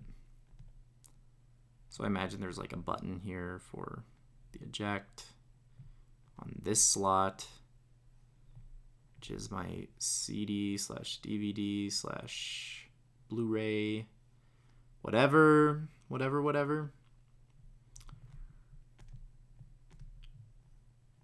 We're going to do something real fun here in a second.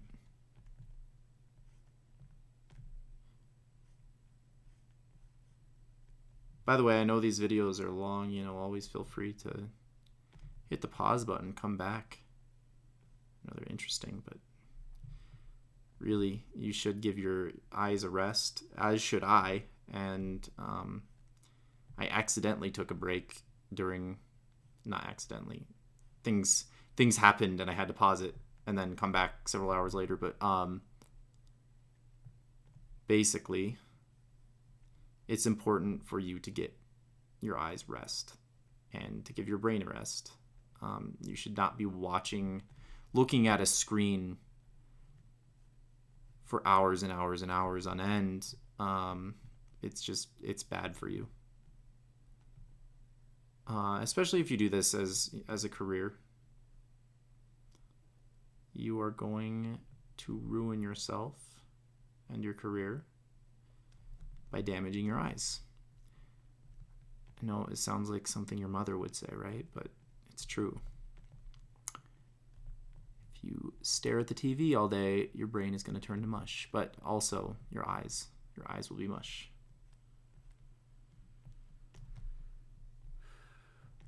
Let's see, what's on the bottom end of my computer? There's like some slots and stuff.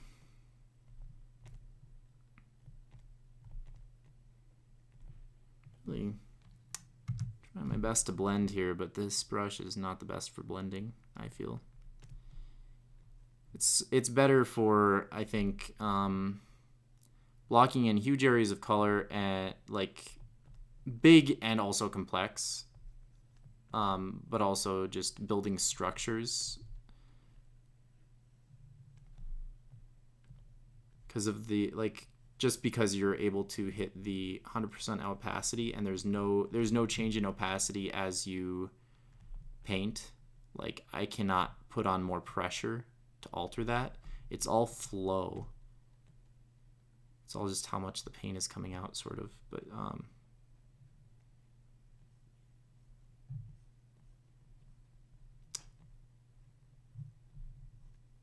that's how I have this brush set, and it's sort of something I'm messing around with right now, and I've liked it. I did a scene like of a elf fortress recently for Heroes Tiers, and it worked really, really well in that. I was really happy with how it performed in that, but for the monster design, did not like it at all.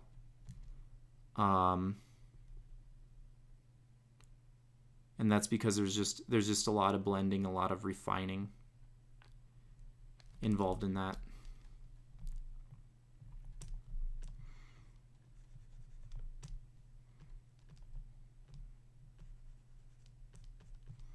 I'm gonna bring up the opacity a little bit. I dropped down to 30 briefly. Going back up to 50.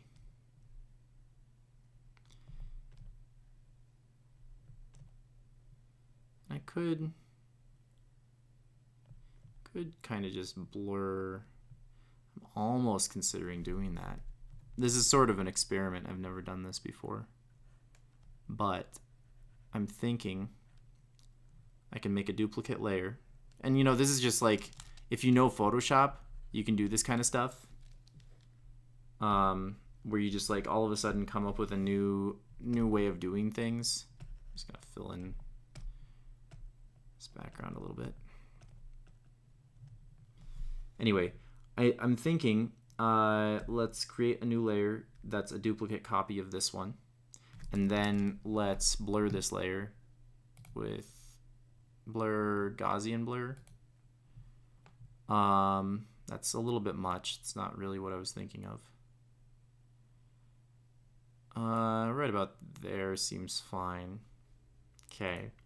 And then I'm going to hide that layer under a mask because it's ugly and it needs to wear a mask.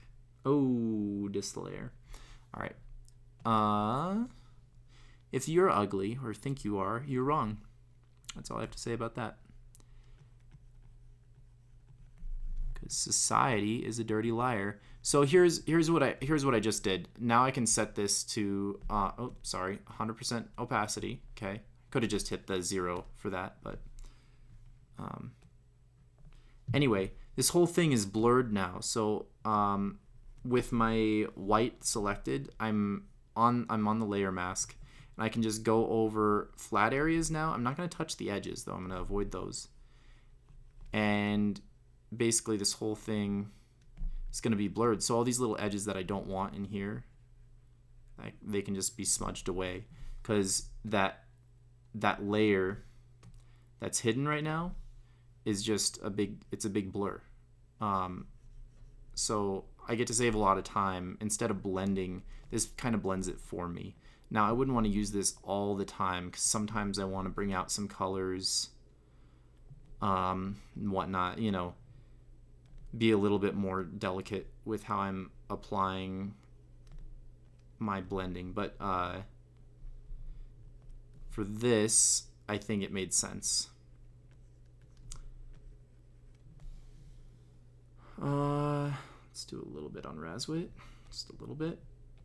Kind of want a lot of this to remain, but at the same time, we can get rid of all this weird little things like this, where I have some lines showing through. There's, you know, it's not wrong to leave those lines. But in this case, I want it to be pretty smooth. I would say it's actually correct to leave those lines if they're really neat hatching and cross hatching. And that's just from an illustration perspective. You're allowed to do whatever you want in fine art. It's not about the technique anymore, like it would have been like 200 years ago or so. It's a lot more about the conceptual stuff. I already talked about that in this video, but yeah, this is working quite well, I would say. You know, Razwit's face is already kind of blended, but we can blend it a little bit more. I don't want it to look too plasticky though, and maybe I want to leave some of these sections up, but I'll leave some of the edges. Some of the edges should still be there.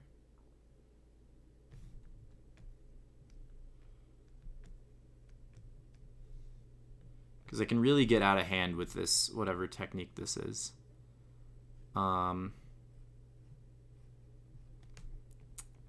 You know, you want some of this gritty stuff, and we'll put some grit back in. I said earlier we're gonna do something fun, and it's about to happen. So I flattened that layer, I merged it onto the one below it, so that foreground layer is now one piece. It's all blended in together. What I want to do at this point, after I clean this up,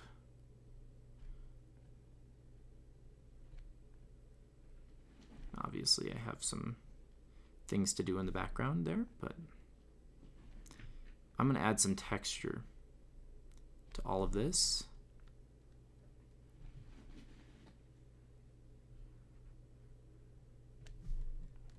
In a second, I'm just getting these crisp edges on here.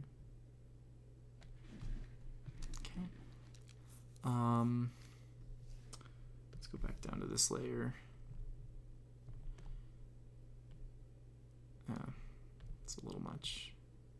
We're still in 100% opacity. Maybe I actually wanted that to happen.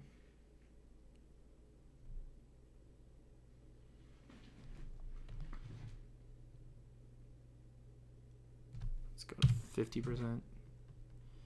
Yeah, it looks fine. Looks fine. It looks different, but fine. So let's get some texture in here.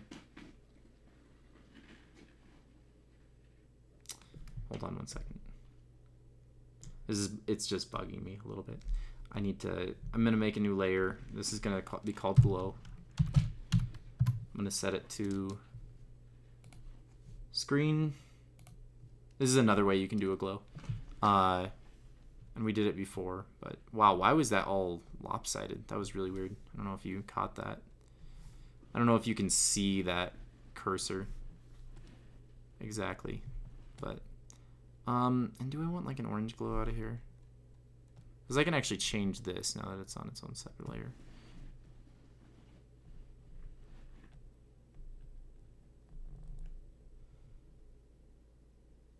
I don't know about that.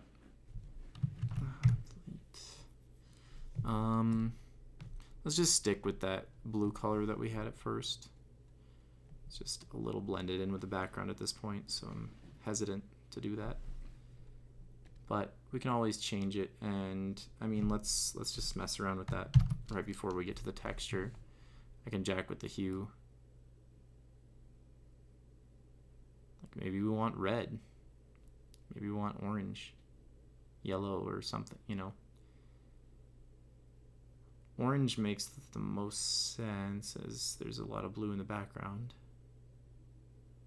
Green looks like nice too.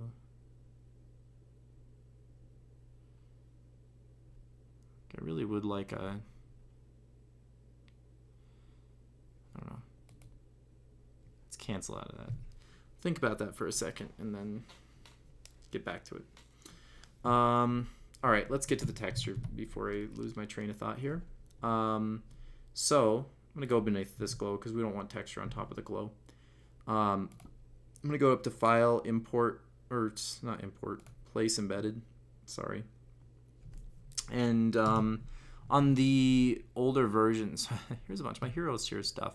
We don't want that. I have a folder that's just full of textures. These are all from cgtextures.com, I believe. I'm going to say yes. You'll find it. Anyway, it's all images that you're allowed to use within your paintings. They're, you can use them without getting sued, basically.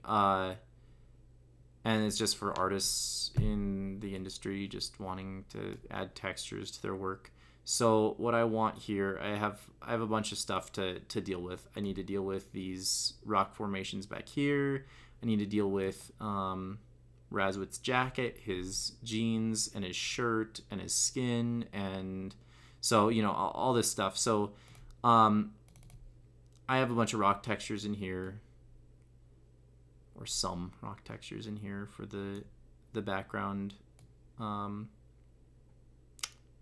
really love all of them. Cliffside, I guess, works the best.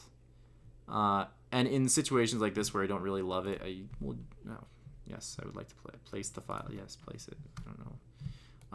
I should have hit enter just to quickly put that over here. What I'm going to do, I'm going to place all these in, and oops, I hit the wrong button. Enter. And I'm going to set all of them. And I could either set them to soft light or to overlay. For now, I'm going to do overlay. And you can see it kind of just adds a texture in there. And what I did right before that was I hit Shift Control U and just desaturated it because I don't need any of the colors coming through there. I'll show you what it looks like on the next texture if I leave the colors in.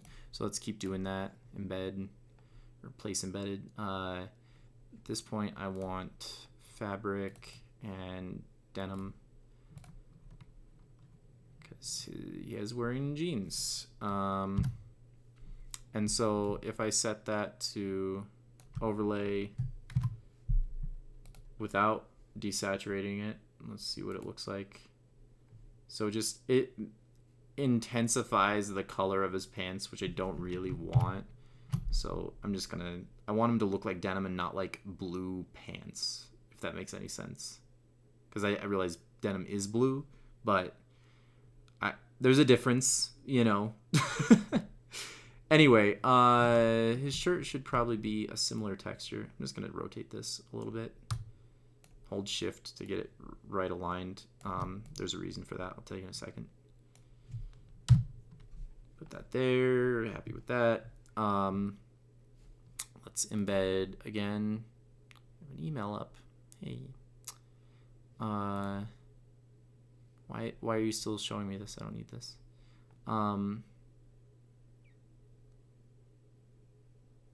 I guess I'm gonna go with the plain fabric. It's just a different type of woven fabric, right? It's this. It's pretty loose though. I don't know if this really works for a shirt. I'm gonna use it anyway, but in the situation that like a client were hiring me, maybe I would find a different texture that I felt better suited the needs of the fabric. And I may or may not choose to even show this fabric. Let's set it to overlay. I'm gonna rotate it a little bit.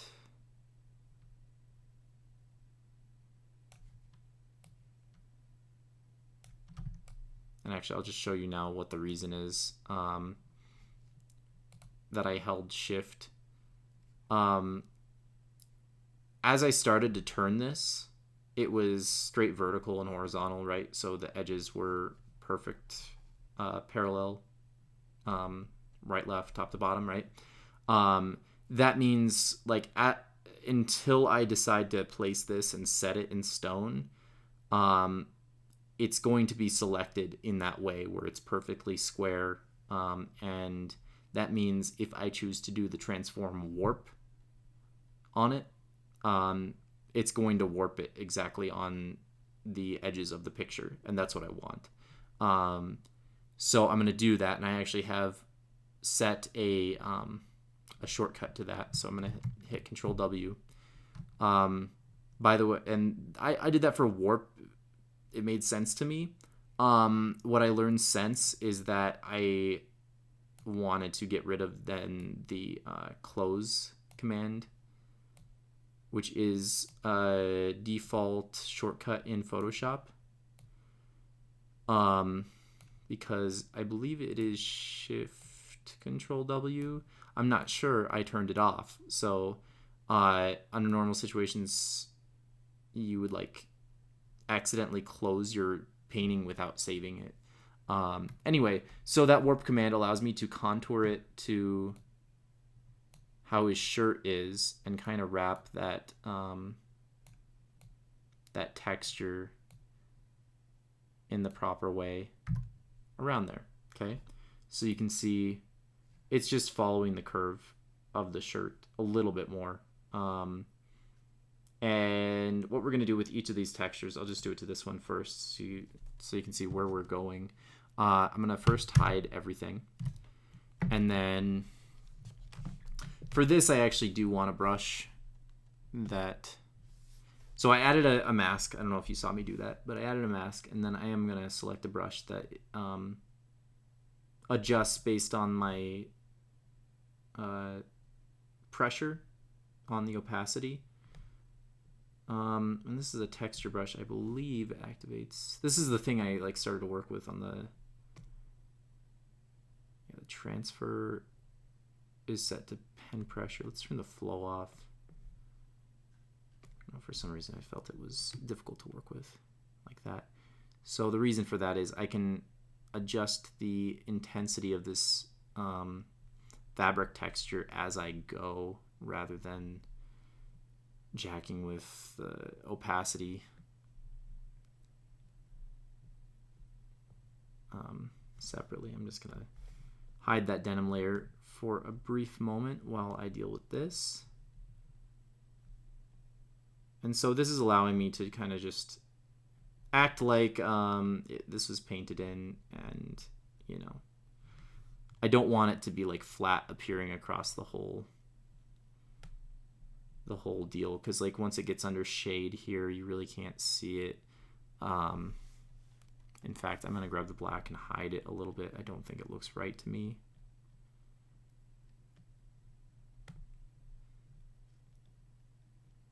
And that's fine. I'm noticing some things about the shading on Razwit right now, but we'll deal with that in a moment. So let's unhide that layer. So that's kind of what we're going to do with everything, and you can see it's pretty subtle, but it adds a little bit of tooth to your image, I guess. So for his coat, and I'm rethinking the hillside real quick. I'm gonna change the cliffside actually to be the ground for this image, and how I'm gonna do that is actually hold Control as I grab a corner of this and stretch this out, and I can actually hold Shift as well, so it slides perfectly even.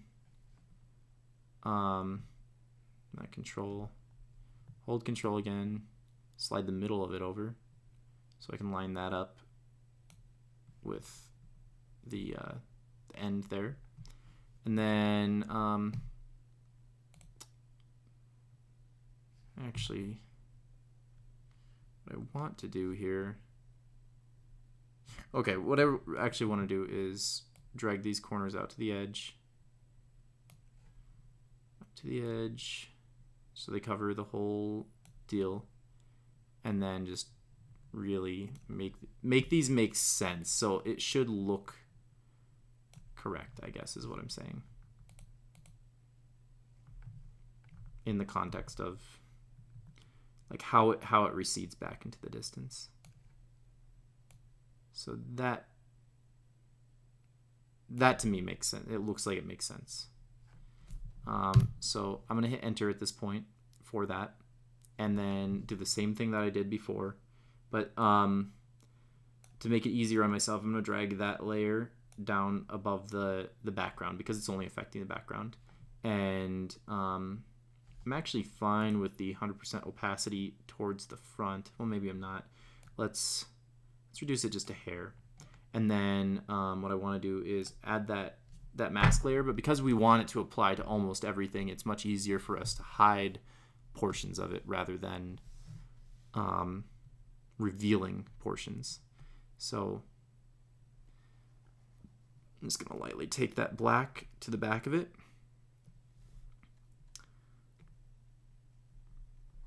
And just kind of blend it into the background a little bit. And that seems fine to me. Yeah, that looks good. So let's go back up to this denim. So with the denim, I'll get to the jacket in a second, but with the denim, I know that I need 2 legs here, okay? And I know this texture is I'm not gonna be able to stretch it all the way across both legs. It's gonna look really wonky. So what I wanna do is actually hold in Alt and then just click it and drag it over, okay? And that's with this arrow thingy selected.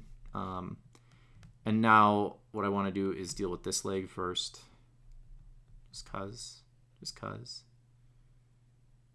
And I'm gonna elongate it just slightly to fit that leg first, and scrunch it in, and let's hit warp on that. And with this leg's a big cylinder, so what that means is the texture as we get to the edge is going to be compressed, which means we need this line, this inner line, close to that outer line for the warping effect. And the outer line should be close to the edge of the actual pant leg. I'm noticing this is a little awkward.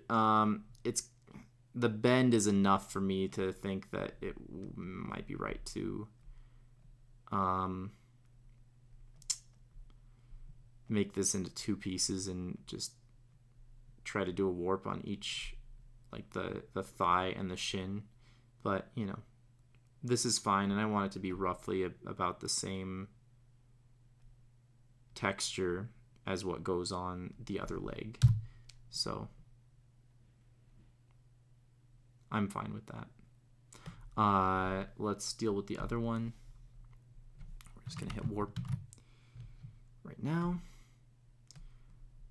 Warp this down. And this pant leg, since it's curled back around and it's kind of pointed away from us, it's going to be like this with the convex edge or whatever, where up here it's going to be tilted the opposite direction because they're both coming at us but in 2 different ways. I just want to wrap that around kind of in a noodle. And you can sort of imagine the shape, like you just put it in the shape of what you're texturing over the top of. And that's fine. I'm just going to merge both these layers. Both the denim layers, just to be in one, so just for ease of masking. So I'm going to hide it.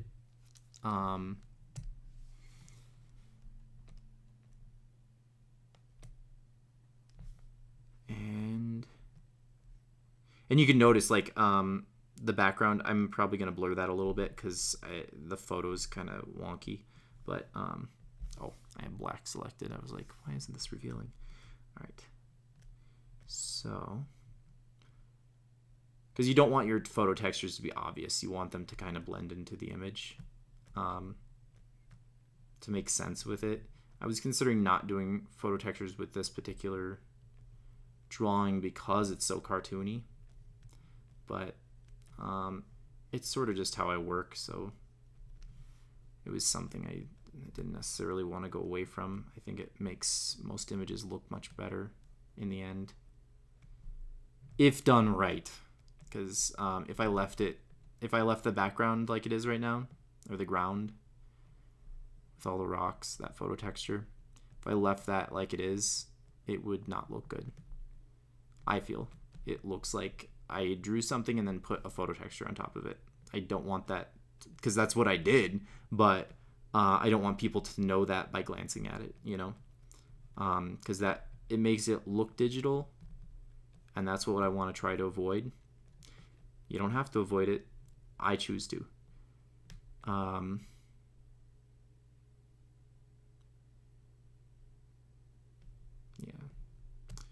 Just going to intensify what's by this knee here.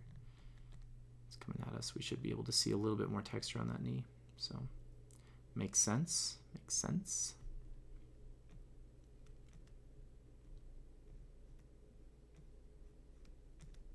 Okay. Let's get some texture for this table. Table might not need it, but I kind of want it. I kind of want texture on everything now that we hit the background up with that. I'm actually going to deal with the background right now. I want it to be blended. Oh, here's the cliffside. This is what I want to blend. I'm just going to Gaussian blur a little bit. Alternatively, I could go in and paint, which I will do with the rest of it. But let's cancel for now. Hold on. I want to zoom in 100% here because I want to make sure it looks fine. Just gonna reduce the opacity a little bit more, or the fill. They're the same thing when it's you're discussing a layer basically. I just want to make sure it looks okay close up. So let's Gaussian blur. There it is. Reduce this a little bit. Raise it up till it looks right. Seems fine-ish to me. On the rest of it, and normally what you'll want to do, I'm gonna knock some of the rocks back, but normally what you'll want to do is actually paint over the top, but because this is covering a huge area, it doesn't really make a lot of sense for me to do that, except for right here. I don't know if you see that, but I'm gonna make a new layer above that, and I just hate this line going in right here. I need it to go away, or I will go nuts.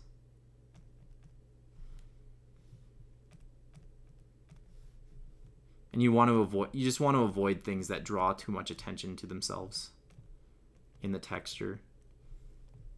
I don't need people to think that I just was the laziest possible person with this. And towards the edges, like, you can blur it even more, because you don't want some of this stuff. You don't want it to stand out. You want the texture to work where it needs to work and not exist at all where it doesn't need to be. So I am ending up like just drawing over the top of this.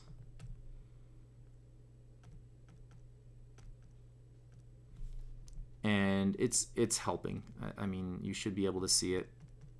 I feel that it's helping quite a bit to blend it into the picture.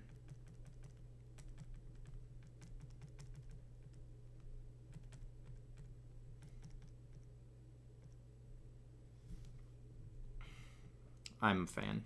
I'm a fan of this. Let's see what it looks like with the, oh geez, big lag spike. Let's see that. Fairly happy with what it looks like in there. All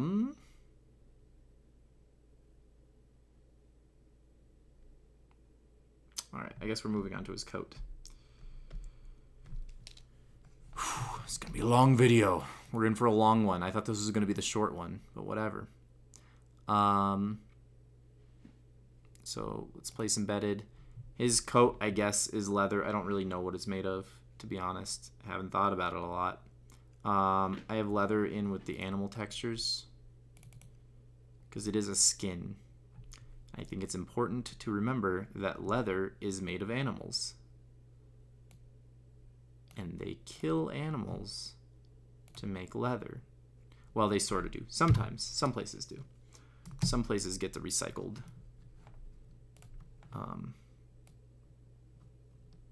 skins from meat plants. Let's change the levels on that.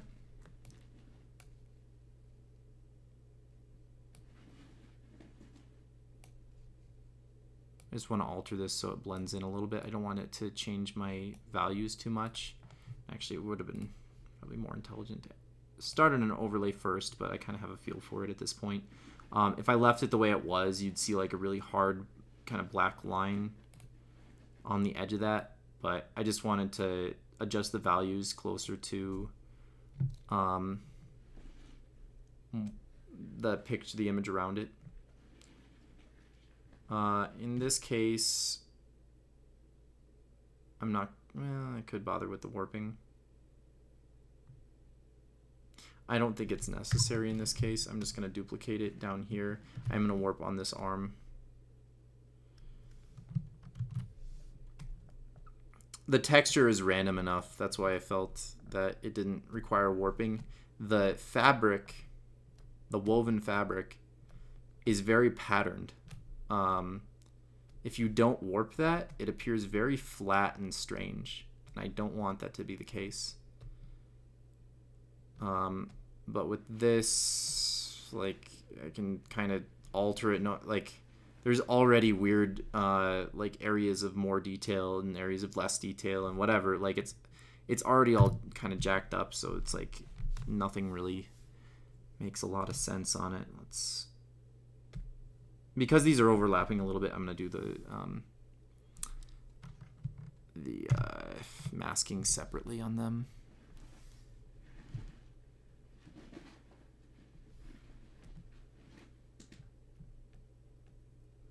Turtle is freaking out. If you have a turtle and he freaks out, talk about it. He or she. Could be a female turtle. I don't know. Do they sell mixed sexes at stores? I don't know. I don't know if they have one gender, one sex of critter in all areas. I know PetSmart does that, or at least the one near me does. Just learned that recently. Let's go down to this one, add that mask layer. Did we add it, or okay? I was like, is my computer just loading? What's going on? Man, it is lagging hard. Let's save.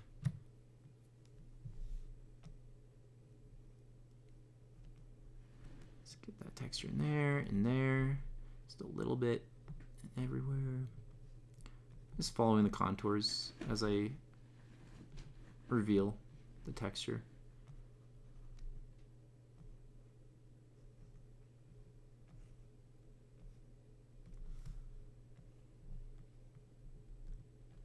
Kind of want to take this moment to shout out a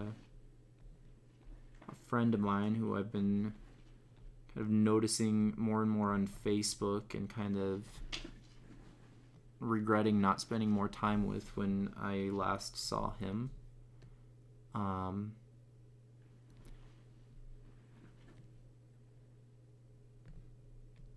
My friend Kyle, I guess I won't say his full name, but he is, I believe at this point, an instructor for art, for cartooning, I think. In Texas, and I haven't been keeping in touch with the guy since high school, and he's doing some cool work at this point.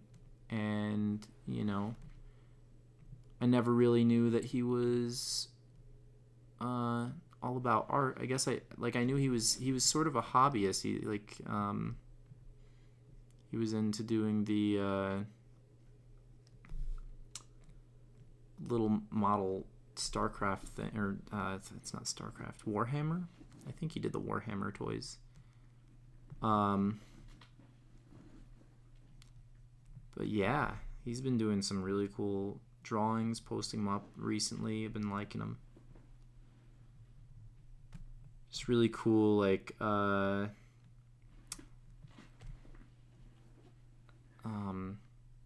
I want to say Frederator kind of character design stuff. Like you can tell he gets a lot of his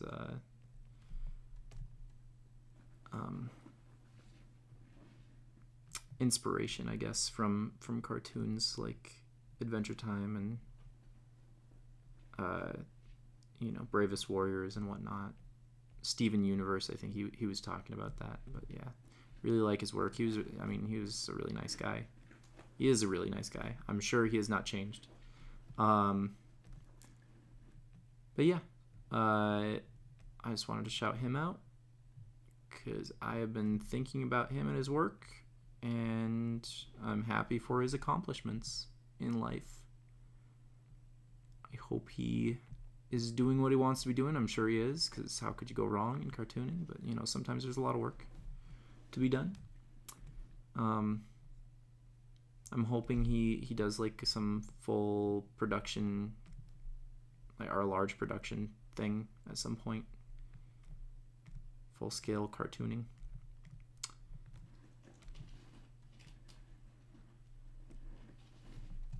Shout out a few more friends.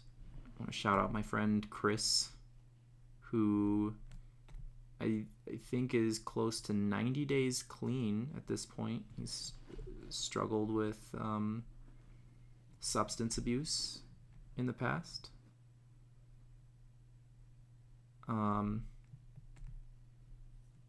But he's a very happy recovering addict, once again. And it's, addiction is a serious problem in a lot of people's lives, people you don't expect, and it's not even like it is. I think people have been discovering that it's part of epigenetics, but it's also, people who you don't expect get involved with that. Just lots of people affected. People you wouldn't expect normally. Hold on, my screen's freaking out. Hide this. I know you couldn't see what was going on there, but I was thrown off by my computer telling me things. But anyway, what I was gonna say was, I've known a lot of people in my life that have struggled with addiction, some more than others, but it's a tough thing to break out of, and there are people in your life, if you're struggling with it, that they want to help you, and people that are not in your life that want to help you. There's programs like AA and NA, depending on what you're dealing with in your life, and you should not be ashamed of what you're going through, but know that you should change it, and you can change it. Anyway, let's more shout outs. I want to shout out everyone. I want to shout out to, getting off the subject of addiction, which is kind of a, it's a important but also somewhat depressing topic. I want to shout out my former teacher, Seeger Harkers, because he's awesome, and I know anything I know about anatomy right now is because of him.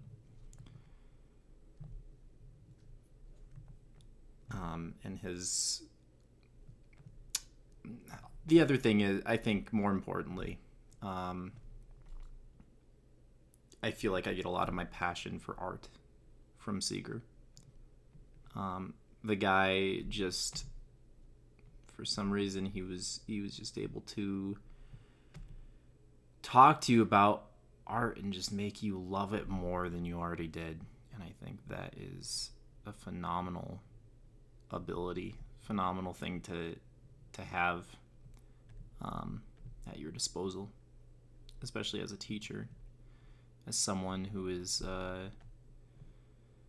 responsible for leading young people into their future lives. I haven't seen Seeger since last semester, where I crashed his class multiple times. His life drawing course. Speaking of life drawing, shout out to Casey, who I can never spell the name of, but see, K A C, is it K-A-C-E-E? K-C? Anyway, she was the life of the life drawing. She was the model. Most recently. I've had several models in the past, and some of their names are escaping me because I am not a very social person, so I tend to avoid interactions with people, and as a result, I don't get names of people often. Though I did bring cookies to the class at one point, which is, I guess, a social thing, to sort of say hi and thank you for letting me crash your class. This is after I graduated, of course. Otherwise, I would have been taking that course. Life drawing, I think, is a fun and unnecessary thing if you want to be a professional person drawing people. That is what you want to do. Anyway, back to this thing that we're doing right now. Basically, I have created a layer above everything else. Pretty sure I mentioned that I was going to do this, but I'm just sort of touching everything up at this point. I like where the colors are at, I like where the textures are at. Don't really want to add texture to his face at the moment. I do want to adjust his face, and I keep on talking about this. I want to get rid of that.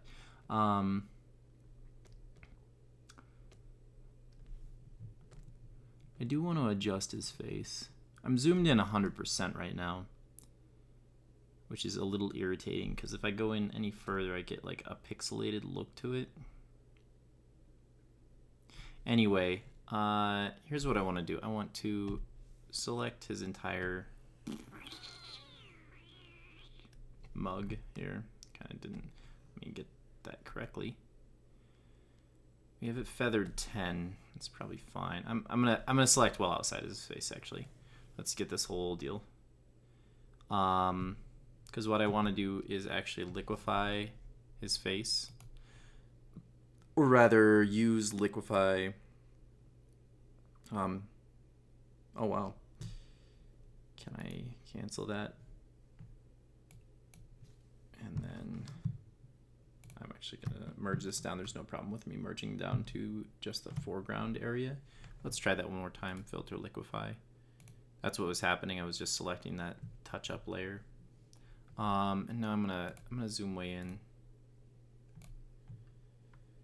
And I notice now that I've touched up some of the background. I probably should not have done that, but oh well. See, what's happened here is his cheek is not far enough in. I could have just painted this in, which would have been fine.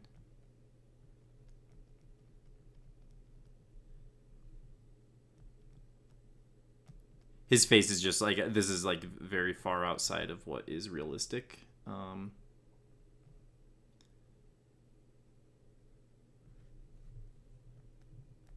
Because normally he's a cartoon character. So the features are all very extreme. I like that a little bit more, but now I notice that his eye is just all out of whack. So I'm just bringing all this stuff in, making it look correct to me. Let's say okay to that. I like that a little bit more to make sure. I'm going to deselect and flip this. Yeah, I'm more of a fan of this. Now, I'm still not crazy about what's going... See, this is like a mix between what he would be normally, which is like full-on cartoon, and sort of a realistic look. Don't know exactly what's... There we go. My brush is just... It's set to 50% opacity, and it's on opacity... see, I switched from the FCD brush that I was using earlier, that the thing that doesn't switch or change based on my pressure, and a brush that does, so I need to be careful with that and make sure I'm always on 100% when I'm adjusting it based on the pressure.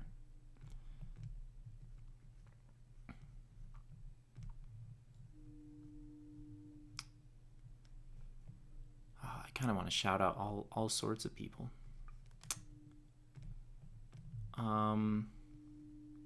Shout out to my friend Zach, who just moved from nearby to not nearby. I guess I get together with Zach infrequently, but you know, I feel like it will be slightly more infrequent as he is now living about, I want to say 4 hours away from me. Maybe I'm incorrect about that time, but he moved way up into the mountains, and he is selling cheese for a living, and he loves it. And I think that's great. If you love what you do, if you're proud of what you do, you can sell and cut cheese all you want. He actually made that joke the other day on Facebook. It's like, I am cutting the cheese and taking names. Because he had to take names over the phone. I thought it was quite funny. Funny, haha. Just want to highlight this cleidosternomastoid. I believe that is the name. Sometimes I mix up the cleidosterno part and I call it sternocleido. I'm actually not sure if I did that just now. It depends on what state of mind I'm in, I suppose, at the moment. Not that I'm in alternate state of minds, it's just like naturally I'm an idiot, so you know.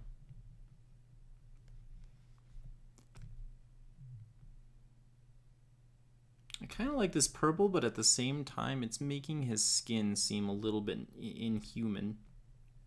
So I may want to go over the skin with a new glaze using that soft light technique.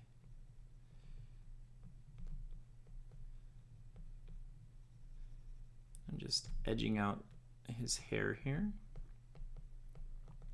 He has a very distinct hairline that I didn't really get the first time I drew it in there.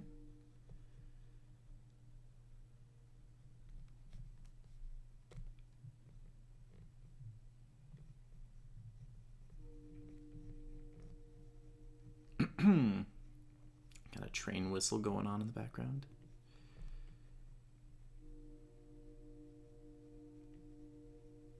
I don't know if you can hear it. You can probably hear it. Maybe you can't. If you can't, there it is. I'm telling you, it exists. A train is coming through the area. I'm glad I don't live right on the train tracks. That would not be fun. And I know several people in town that do live on the train tracks. I think whenever you're on the train tracks, you are on the wrong side of the tracks. Not fun. Not fun for sleeping, mostly, if it comes through at night. Even if it doesn't blow the whistle, it's still loud as crap. Not loving the colors that are going on here. I'm just lightly putting in some tones from the hair in here. It's a little bit too red, but that might be fine.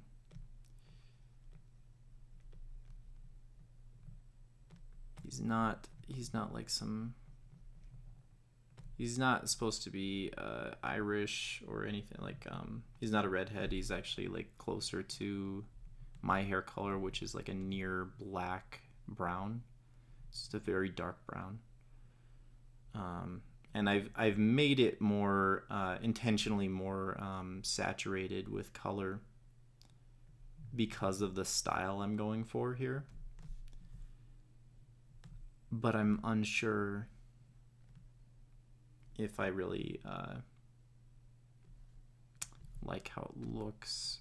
Like I really want it to be that, like to register as this color that's over here.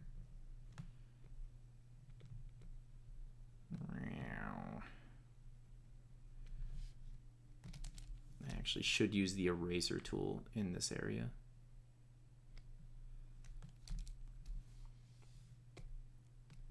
As we have this on a separate layer. I am neglecting that a little bit. Sorry for the pixelation that's going on. I realize I'm zoomed in a bit much, but I'm comfortable working this way, and I think maybe you can see a little bit more of what I'm doing if I do it this way. Bing! My computer's making noises at me. I'm not sure if you'll be able to hear it. I may not even put the audio from the computer in here. I don't really see a point. Except for to make me seem a little bit more sane, so maybe there is a point. I'm unsure.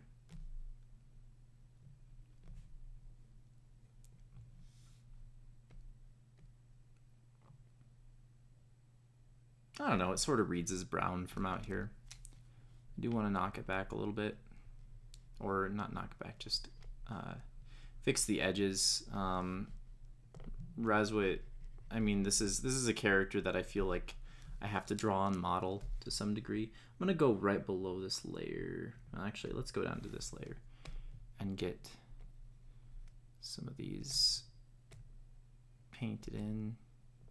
Ooh, I don't know exactly what's going on here. Okay, I do know what's going on here. This glowy layer that I put in earlier is getting affected.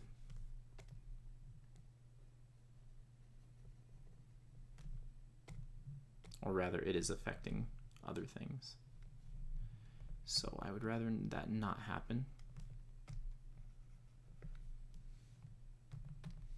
I actually want to bring some of that fog up in here.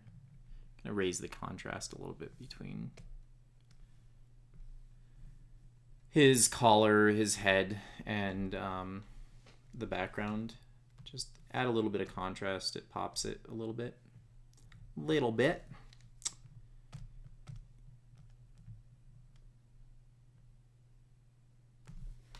I'll just have to switch between that layer and the foreground layer as I continue to fiddle with the finish on Razwit. I do want to address that color issue at this point. Sorry for covering up my mouth there.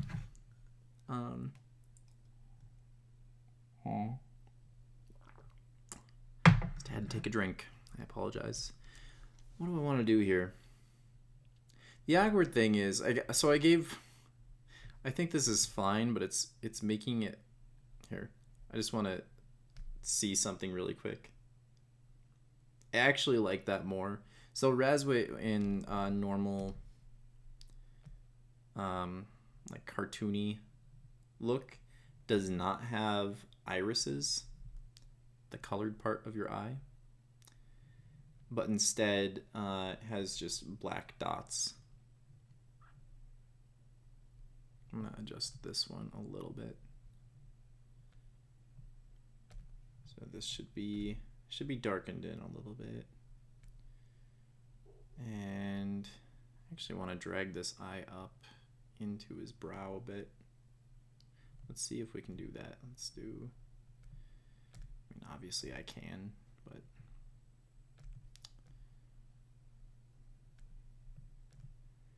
Just don't want to make it look wrong, you know? It looks even more crazy this way.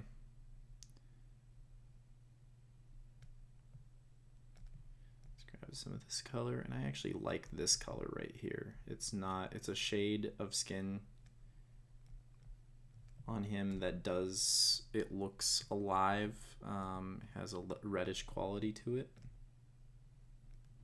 So I may just use that.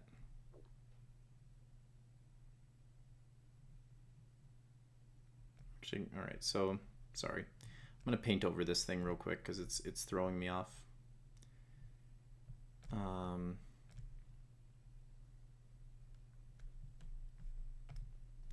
grab some darks. Well, let's grab this dark. And this.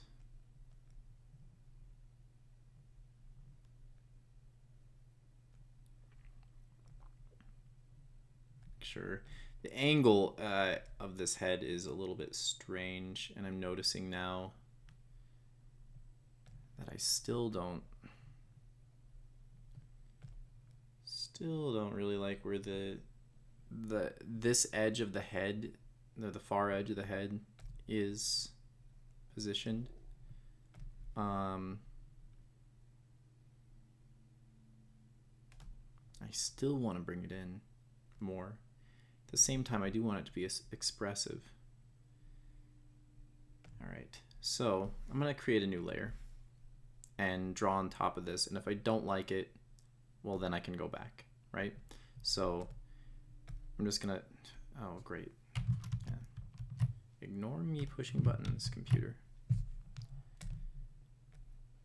Oh my god. I am hitting Alt, I swear it. All right. Color pick successfully there. Yeah, see, that's where the brow needed to be this whole time. And you know, that's why I flip the canvas, but at the same time, sometimes you just don't catch things. So we're dragging this all in like this. I'm gonna flip it just to see what we're doing. And it is going to half flip and load for ages. Okay. And save that.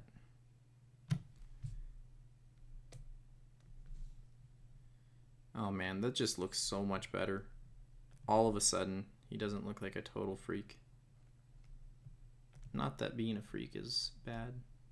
I actually enjoy people who are just like, they've completely accepted their freakishness, quote unquote freakishness, whatever you want to call it. You know, the people that have, like, you know, they're like, you know what, I'm gonna tattoo myself like a leopard, my entire self. Those are the people that they're just fearless about who they are, because no one's like that, you know. It's like, that is well outside the societal standard of norm. Standard of norm, that's, I mean, it's kind of, it's redundant, really, when you think about it.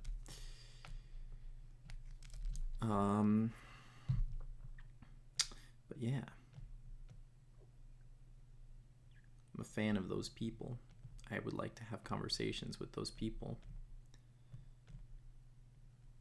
instead of, you know, like having interviews that mock them, which seems to be the case most of the time. I'm gonna smooth out these teeth a little bit.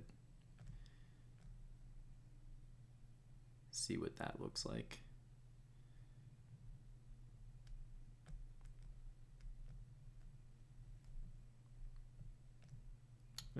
I want his smile to look crazy, but at the same time,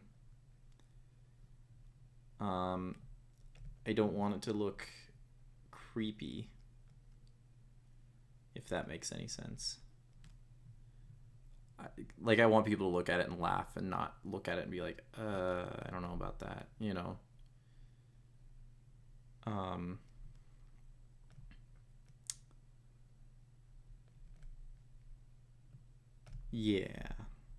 Yeah. So if you could come in Saturday, that'd be great. That's what that reminded me of. Yeah. That was a great movie. Love that movie. Everyone loves that movie. That's not even a... I shouldn't even mention that I love that movie. It's like, okay. You and everyone else, buddy. That'd be great. So... Alright, great, Peter.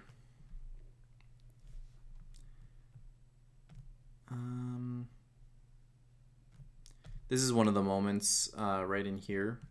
Even though I've taken several life drawing classes and I've drawn several faces, this is one of the times where I really want to know how the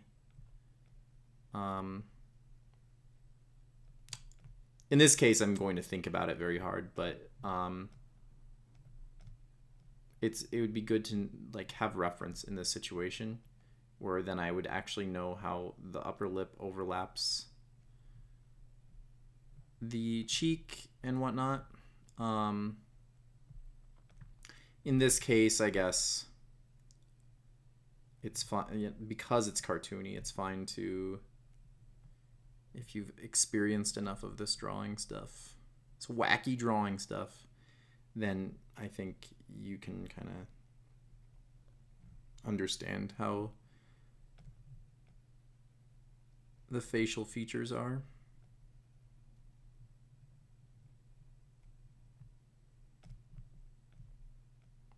Oh, you know who I want to shout out? A person I don't know, actually. Though he added me to his LinkedIn ages ago when I did some work for his one of his challenges. John Shindahedi, who is the former head art director of Wizards of the Coast. I believe that was his title. Well, anyway, and prior to that, did art direction for Dungeons and Dragons and all this, and he's just very well known in the industry. I was late to seeing that he was showing up to the Rocky Mountain College of Art and Design like 2 days ago. Now, I don't know if it was only open to the Rocky Mountain College of Art and Design students, the RimCAD peoples, but had I known, I probably would have attempted to crash that. I didn't know until after it happened. Too late. It was too late for me. The opportunity to meet that guy would have been...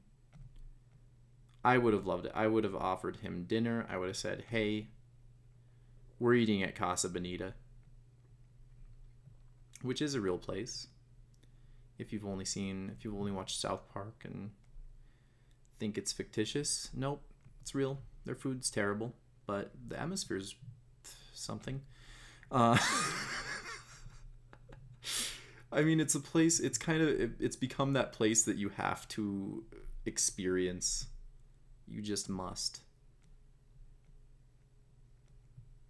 I knew this guy. I can't remember who it is now. I could take guesses at who it is. I think I know who it is, but I'm not gonna say his name because I'm gonna mess up and he's gonna be like,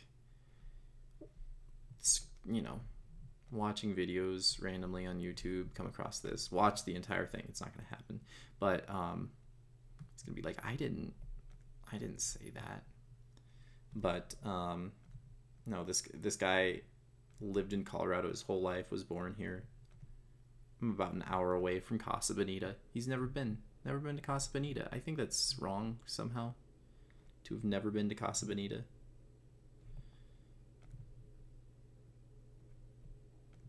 So if you're visiting, I mean, you have to go. It's not good.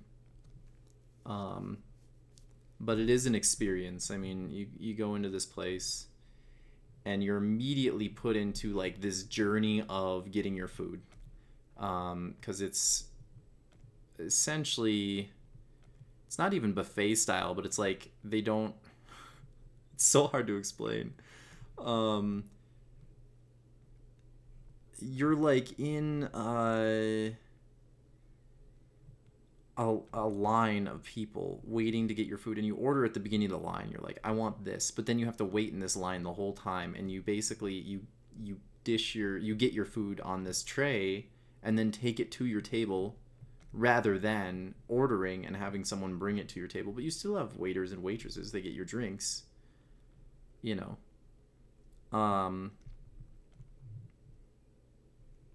And then the food is essentially Taco Bell level, Taco Bell quality, but you pay dearly for it because of the atmosphere. I'm getting to the good part. Hold on. There's a point.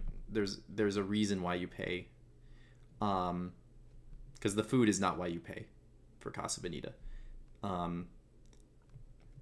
And the only good food that they have there is the sopapillas, which if I went now, I wouldn't eat it because I'm on a gluten-free thingy, a diet, because I get heartburn.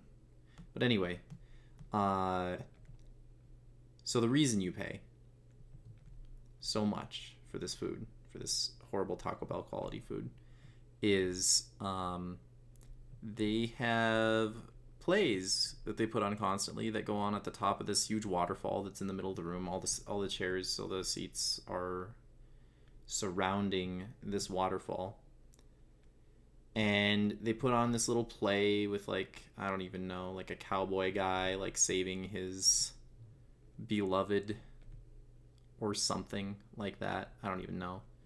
And then inevitably someone gets knocked off the top of the waterfall and they do a dive into the waterfall, and that's why you pay, because they have these actors like training to take 30-foot dives into this little tiny pond thing. And it's worth it. It's totally worth it, and you have to go. And that is what Casa Bonita is. And then if you'd like, the end of your meal, you can go into like the haunted house, which is not really haunted. It's like a walk of terror or what, I don't know. It's similar to what you'd experience at a fair, you know, during Halloween. Just like you go in there and then like things jump out at you, people grab at your feet from under a bridge. It's interesting. It's like a mishmash of random stuff. Liking this face so much better than what it was. Let's turn off this layer just to see it there. And that one too. Yeah, so that's what it was before, and I think it looks a lot more like Razwit now. I mean, he's supposed to look crazy, but also not creepy. So I think I pulled that off. He looks a little bit pretty at this point, I think, but I'm fine with that. I think his face was a bit wrong earlier. Just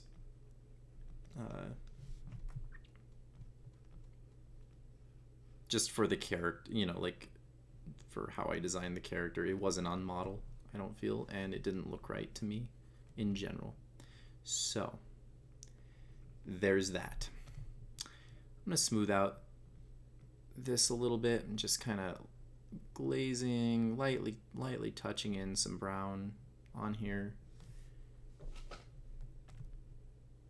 At this point, let's bring the hairline down a little bit in here now that we've adjusted the everything. And I'm actually just going to merge that into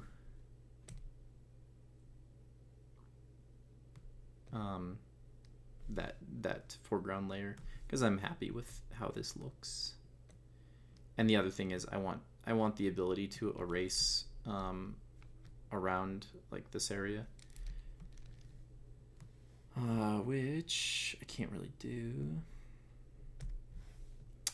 because we have some, because if I don't show this anymore, we still have like stuff we didn't go over before that we didn't really need to paint over, but it exists still. So I just want to throw stuff on there. Make sure that we can get the cleanest art possible. The other thing is I'm noticing this texture now is too strong, and we've already flattened it, and this is what we should be doing. We should be painting right over the top of it, and this is fine. The texture is going to show through, but it's not going to look like we applied a texture. You know what I'm saying? It's just going to look like slightly more detailed in that area. Like maybe we hit it with with like a textured brush, or just, I don't know, scumbled around a little bit. Is that a word? I don't know. I used it.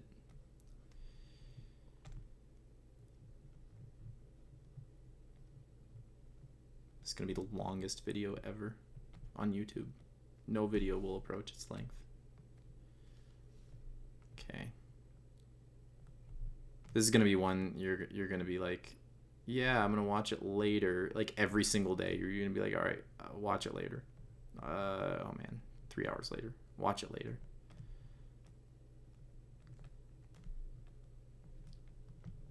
My cat is attacking my headphone cord right now. It's happening. I can't do anything about it. Shinobi, don't do that. You, oh man, I wish people could see you. I need to get a webcam so you can see this cat. This cat is the cutest cat. It's the absolute cutest cat.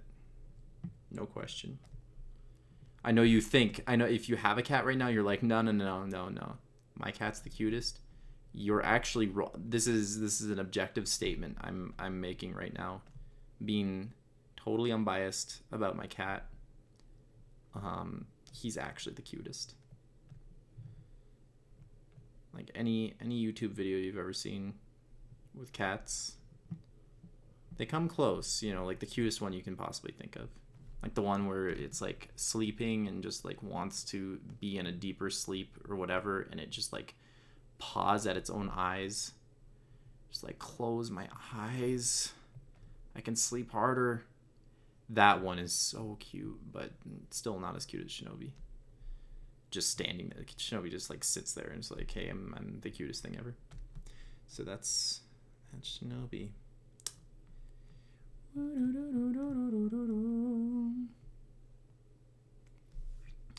I'm having to do a lot of touch-ups here, and it's likely due to my hasty decision to move on to the colors.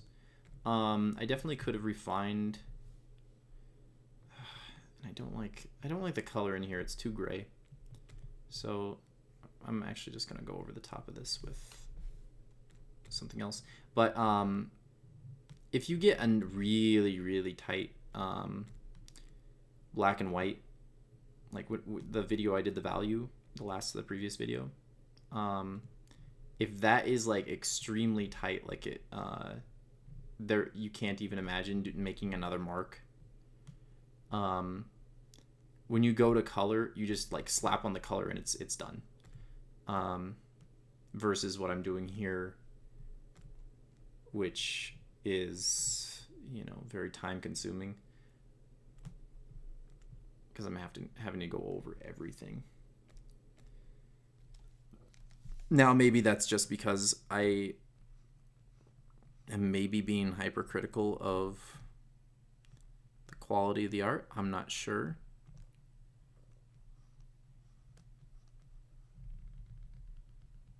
You know, I do want it to be good. I do want this to be the best channel art of any channel ever. So that's a thing.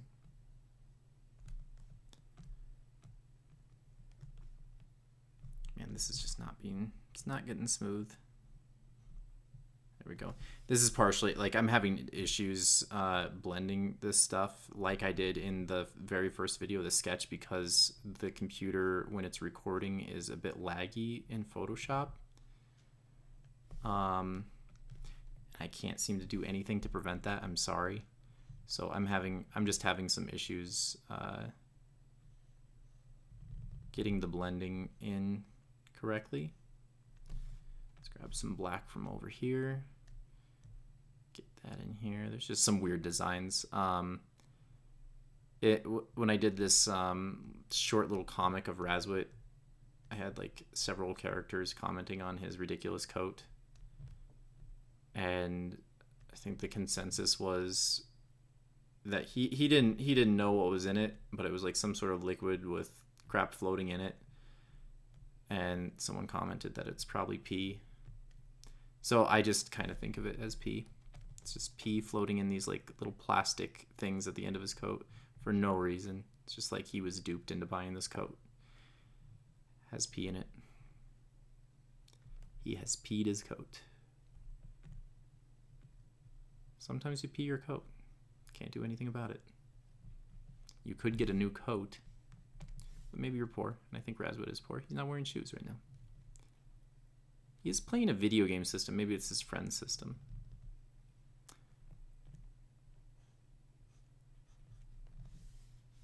I'm poor, but, you know, sometimes you have the funds for things, and you're also poor by most people's standards. I'm poor by American standards, I would say. By Ugandan standards, I'm sure I'm rich, wealthy. Is that the right place to be? I just pulled a name out of my hat. I'm not wearing a hat, but I assume places in Africa have like a very low standard of living that as Americans we can't like fathom. As United Statesians, we can't fathom. Realize there are many Americas because we're in North America. There's also a South America, and there's other countries within North America. There's Canada, I would say, within North America.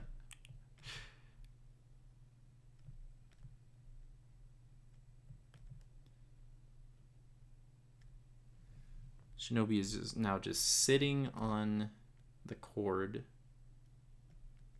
of my headphones. So my head is just slightly leaning off to the left here. It's somewhat unpleasant. It's not the worst thing I've ever experienced. It's pretty cute. It's fairly cute. Go down to the Slayer. Just put in this flat color. We don't need any sort of artifacty looking. We don't need no artifacts. Let this line get out of here. Let's go back up here.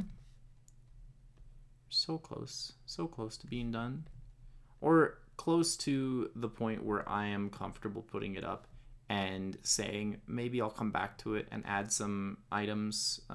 Remember I was saying, hey, you can put in all sorts of fun stuff as a good illustrator. You should think of everything that you can possibly can. Just stuff it into the image, given that you have the time at some point, and you want to, that you desire to, I guess. And desiring to can mean many things. If you're being hired, the desire would be to be hired again, you know, and you get hired again by really blowing people away with your work. And basically at some point you reach a level where everyone's great, you know. But the deal is only some of them take the time to think, like really come up with creative stuff, and that's what sets you apart. So people hire you again. They're like, we want you to work for us all the time. Please make all the work for us alone. We will give you a contract, millions of dollars. That usually doesn't happen. I don't think there's a millionaire illustrator. Could be wrong. I don't think that they made their millions off of illustration, though, if there is a millionaire illustrator that I'm unaware of. There could be a person that made their millions and then went into illustration, or they made some money off illustration, invested it wisely and got lucky, or, you know, the lotto exists. So all of these things are things. Well put. Well said. Good job. Should I put the R1 and L1 on these controllers, or on this controller? I'm a little concerned that PlayStation's going to be like, you cannot use an image of our controller. I'm like fairly certain there's nothing wrong with that, with using an image of their controller. However, well, this is just a painted image. It's like a parody of their controller. I don't know. I'm not going to put the little... What if I put a little frowny face? Little frowny face. Frowny face. It's like there are things. Then happy face.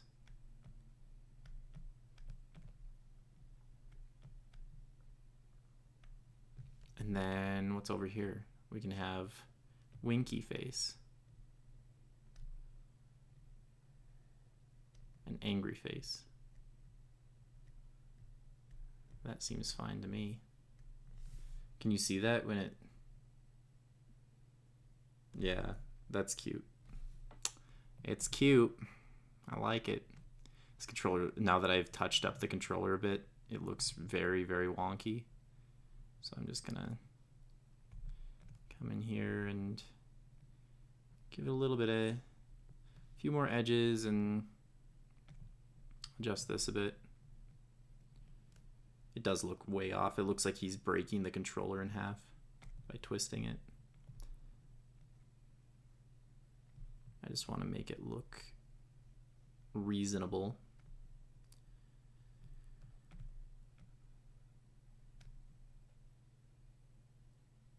Why does it look so crazy?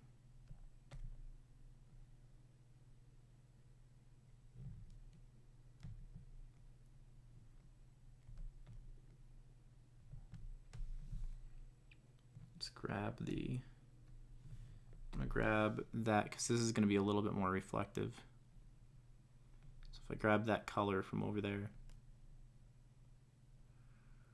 Oh, you know what's making it look off is this line. I'm just going to kind of straighten this line out. It'll look fine. Look for that, by the way, like if you feel like an arm is funky or a leg or something, anything that's like a cylinder with a curve to it. Crap. Come on. God, it's so laggy with the recording on. Look for those lines that you've added in because they basically dictate how you view an object. Still looks a little wonky to me. I think it might just be how it's receding into the distance. We're going to adjust that right now.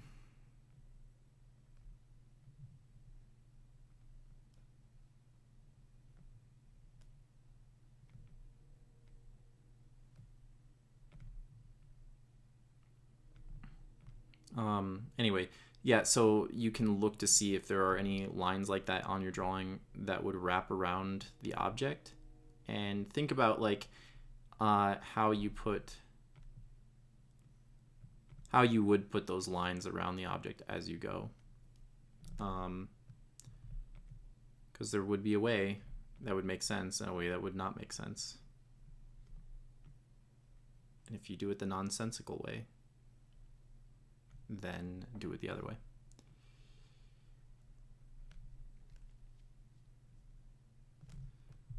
La la la. I'm unsure if I should clarify what I meant there, but I'm not going to. I think I covered that in the first video when I was sketching. So I'm gonna leave it. Leave it at that. Like in this face. Now that I kind of smoothed out some of the tones too, he's looking a little bit more natural. As in his skin doesn't have like this weird, like I liked the purple, but it looked a little bit much before. Ugh. Select the colors I tell you to select. Do not question me. Holy crap.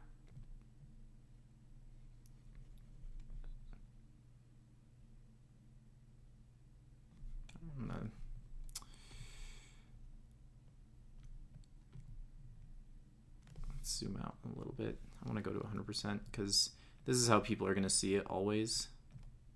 The other thing is my monitor is freaking huge, so they'll probably see it smaller. But yeah, if you go to 100% whenever you're drawing on something, like the only reason to go down smaller, and I've been doing it multiple times in this drawing, but the only reason to go smaller would be to, like, if you couldn't follow an edge like you wanted to when it was kind of zoomed out, you'd want to go in there. This thumb makes no sense.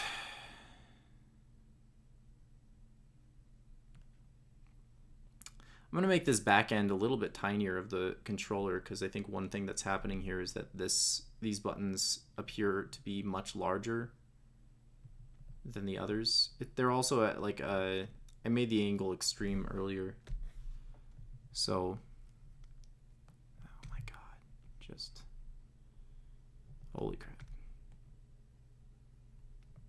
Yeah, I made the angle pretty extreme, as though it's like on a big ball or something that's pointing out from a central point. It's radiating out from there. And then real controller, I believe the buttons are mostly parallel, so it's kind of reading wrong. But I do want it to be a little bit exaggerated. So we get what we have here today, which is the way I want it. Well, I get it. That was from a movie that I don't know the name of, but it was also in a song by Guns N' Roses. I think it was Civil War. Civil War. Final answer. Yes! Got it. Anyway. I don't need your Civil War. It feeds the rich while it buries the poor. You know? You don't need that. You don't need to bury the poor. Someone needs to get buried. I think it's the dead. Dead need to get buried. The other thing that needs to happen here is this cuff needs to be moved up into this region. Well, maybe it does, maybe it doesn't. He is stretching out his arm. What do I want to do? What do I want to do? Ooh, just reminded myself I need to email this guy my work. I don't know how I reminded myself of that, but, and I apologize for the completely introspective comment. Not introspective, completely, is that the word for that? When it's just like total, it has nothing to do with you. But I'm saying it anyway.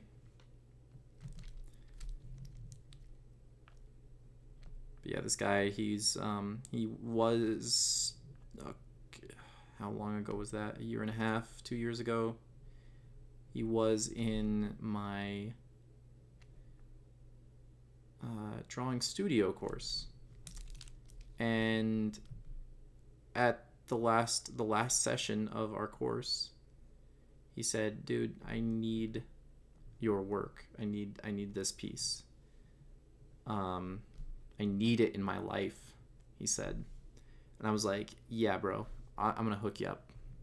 I never hooked him up. So recently he got together with me because he's a Magic player too. And we played some games at his house. Some Magic games with his friends. And he was like, you know, years ago, remember when I asked you about that piece? I said, email it to me. Well, you suck. He said that. He said, you suck. No, he didn't. He never said that. He's a very nice person. But yeah, he did tell me I never emailed it to him. And I was like, oh, crap, man. I apologize. And that is that story.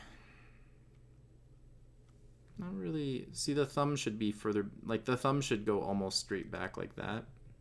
A little bit. Let's see what happens if I start to erase this. I still have a tangent there. Let's go back here. Select this color, just get that in there.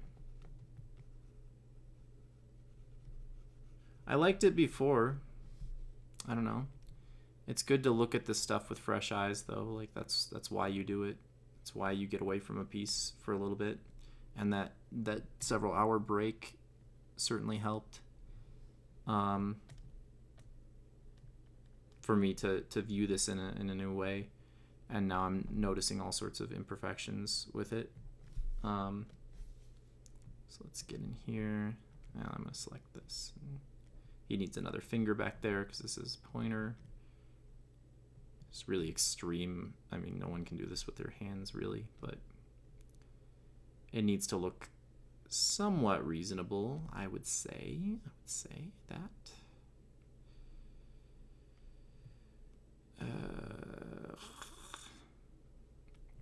It's actually just giving me trouble is what's going on.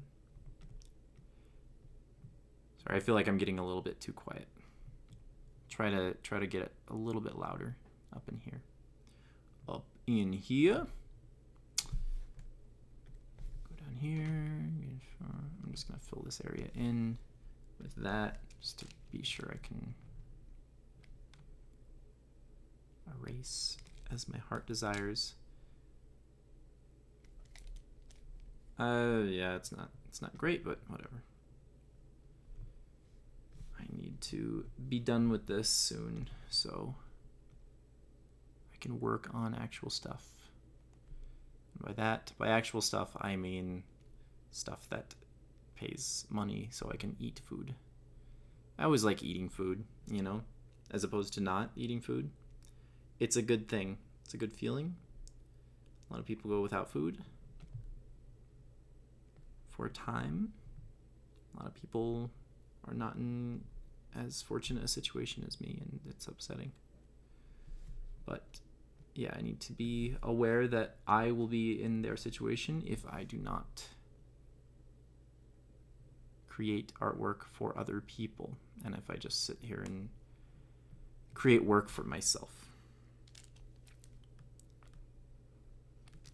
Okay, well,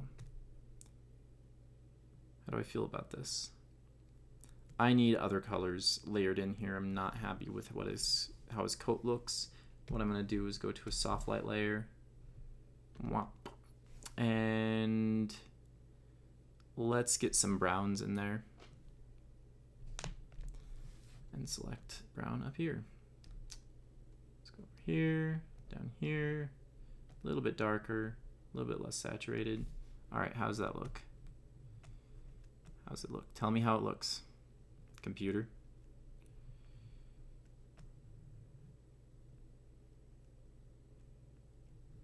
And this is still not a color I like.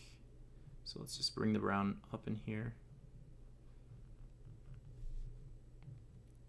Really like browns. A lot of people think I'm weird. Brown is one of my favorite colors.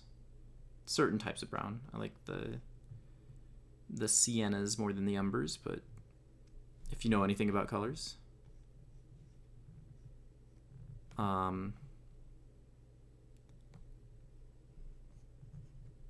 Really like the look of just black and white work as well. That's why gray and brown are my two favorite colors. Though gray is more of it's a tone, but I've felt that way since I was very, very young. I think preschool, actually. I used to say that. Brown and gray. Love them. They just look really good to me.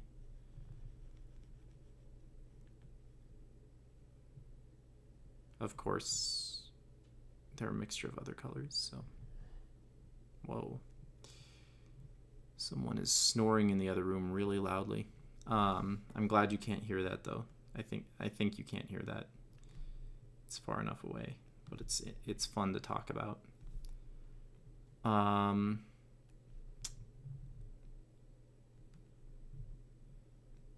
Just a little bit of shading. think I want to, yeah, I want to darken up this area a little bit. I'm interested just to see what this looks like in black and white.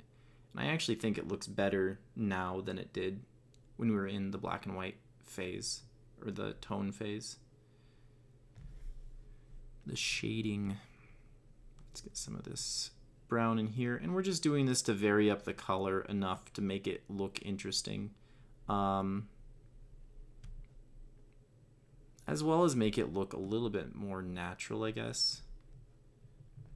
Because the shading that's on here right now is a bit too saturated. It's nice to add some of these browns. This like unsaturated brown in. Desaturated is the correct term.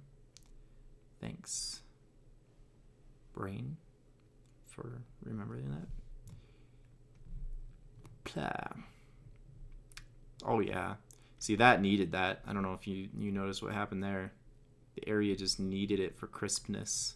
I believe this controller needs it too, just to have some kind of a color in it. Right now it's very dead feeling. And I do want the controller to pop a little bit. So what I'm doing is, instead of glazing over the whole thing, I'm kind of using this as a shade and treating it as though it were, you know, a shiny sort of object, which it is, or it's supposed to be. So I'm kind of, you know, I added bands of shade rather than how I would treat the hair, for example, where it's a softer texture. I like the way this looks a lot more. Whoa, it's freaking out because I haven't saved in a while. Like, I hate that, but I also really like it because it's good to save your work often. And when I notice that, it drives me to save it. So I do it. This is a little dark in here, so I might care to adjust it a bit. I'm sort of overlapping a little bit in here.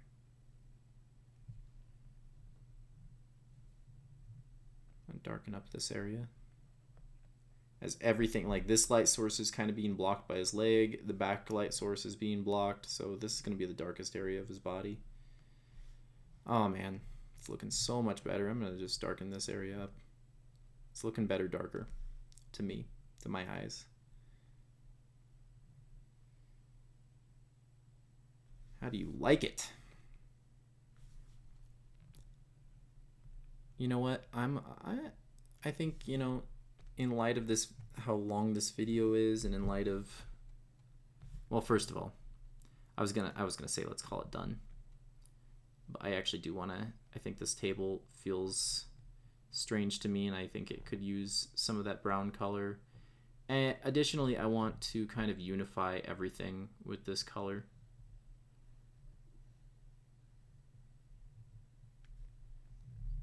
And I like it. I like this color. I like what's happening with it. There's a couple more steps I want to do before I'm going to call it a day on this. But this is giving me a nice feel in this piece, I believe. It's making everything a little bit more crisp and just unifying the piece, I think. Now I can get carried away with this pretty easy, just myself. You can too, if the price is right.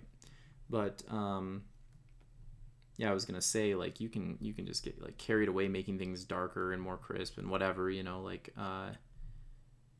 But for some projects, that's just not what you want to do. For this, I think it's fine because where it's going is up on a computer screen, which is backlit. If I was doing this for print, this is maybe a bit too dark. Print tends to be darker, and I did work for I'm not gonna say who, but I did my first card assignment, or my first assignment for cards was, you know, it was accepted. I asked him if there were any changes that needed to be made, and they said no, it looks great, whatever, you know. And I saw it in print and I was like, oh boy, that is just, it's so much darker than it was on my screen, and it just, I felt my art was poorly represented. And you know, I'm gonna blame two people on that. One would be myself, of course. I'm always responsible for the quality of my work. And two would be whoever was acting as the, you know, the art director, I guess, which that project didn't really have, I suppose. But someone should have, they should have done a test print, a print run of that, seen that art was too dark and either adjusted it themselves or asked me to change it, and they did not. And as a result, I feel bad art was put onto the cards, and I didn't look too good, I feel. But it happens. Whatever. I'm not really blaming them. I'm just saying they could adjust how they work in the future, as could I, and I do. Another layer in here, so I need this to be a little bit darker. This is just a normal layer. I'm just getting in here with that dark color, a slightly darker color, and I want to smooth this out a little bit. This is not smooth, crisp. Make this more crisp.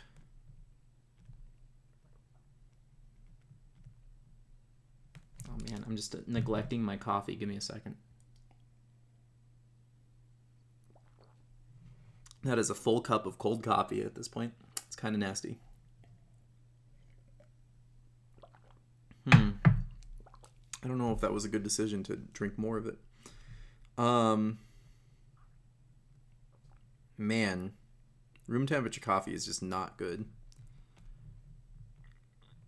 Or I feel it's not. You might like it. That's cool. I'm not a fan. Sorry. Sorry to burst your bubble. I like iced coffee, and I like frozen coffee. I like the hot stuff too. It kind of relaxes me a little bit more than I think coffee should, perhaps. But that room temperature stuff though, oh boy. And I keep on grabbing, you'll notice on this foot, I'm just grabbing a little bit of that background color and just kind of touching the foot with it. And the reason for that is when light comes in, it's going to bounce off the land and back up into his foot right here. It's also going to hit the jeans. However, the jeans, being made of fabric, are less, they have less to reflect than the smooth. Ooh boy, I didn't. No, I was just confused by what was happening there, because I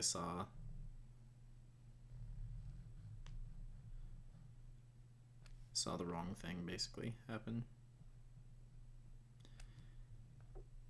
When I flattened it, this transparent layer like went onto some stuff incorrectly. Or not the transparent layer, the soft light layer.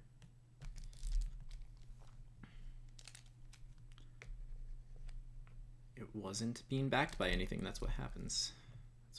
That's what it does. Man, I wish I could remember some artist's name. They were really good at doing that bounce light stuff. Really vibrant and still made it look right. I feel like I am not so good. Like, I need to do it subtle or else it doesn't look right to me. Because it's not right. Like, bounce light doesn't come in like super vibrant, but at the same time, like, this guy, it was so pretty the way he approached it. And I need to look him up and see who he was again. Obviously, I don't know him, but yeah, He was on Deviant. He's on DeviantArt, which is how I know of his work. And he also worked extremely fast. He began the drawing with almost fully saturated colors, and he was just able to block them in and go at it, you know. 100% opacity, 100% saturation, and then he just blended everything, and at the end it looked right. It was crazy to me because of the way I feel like I have to work right now in my career.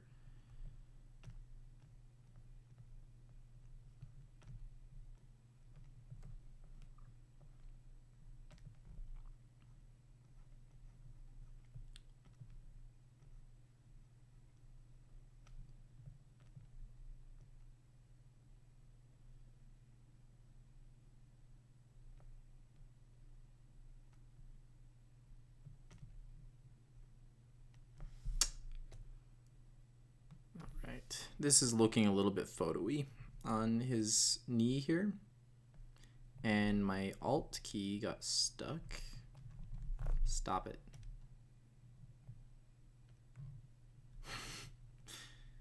I just want to knock back this photo texture a little bit. Again, we don't want it to appear as though we did that. It just looks really unprofessional, I feel, when you can tell what happened. I want a hint of it, just enough to recognize it as being that texture, and not too much as to be able to see that it's clearly a different piece or a different image being pasted in. I want to adjust anything else. Like, parts of this look a little bit off. Let's I'm gonna do one more layer on top of this, and what I'm gonna do here is just kind of go in here, and it doesn't matter if it's foreground or background. I'm just gonna make things either have an edge or not have an edge or whatever, just adjust it. This will be the final layer. This will be the final adjustment.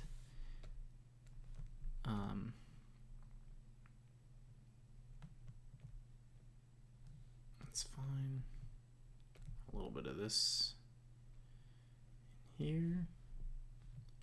A little bit more. Just glaze over it. Take a little bit of this light.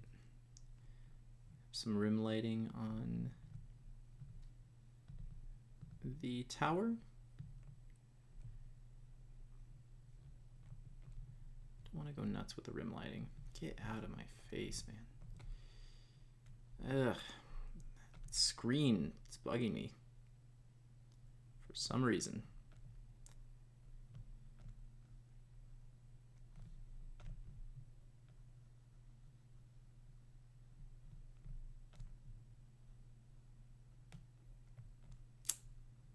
You can tell I'm kind of getting to the point of like just being out of things to say. So that means it's time to stop the video and just call it a day on this and say this is our artwork. Which I'm fairly happy with. Obviously, you know, I'll probably come back, to be honest, and touch up a few things when I spot them. Add some things for those with television sets to the ground. Let's put some, there's keys on the keyboard, yeah. And these are split up. There we go. Now it's starting to look like a thing.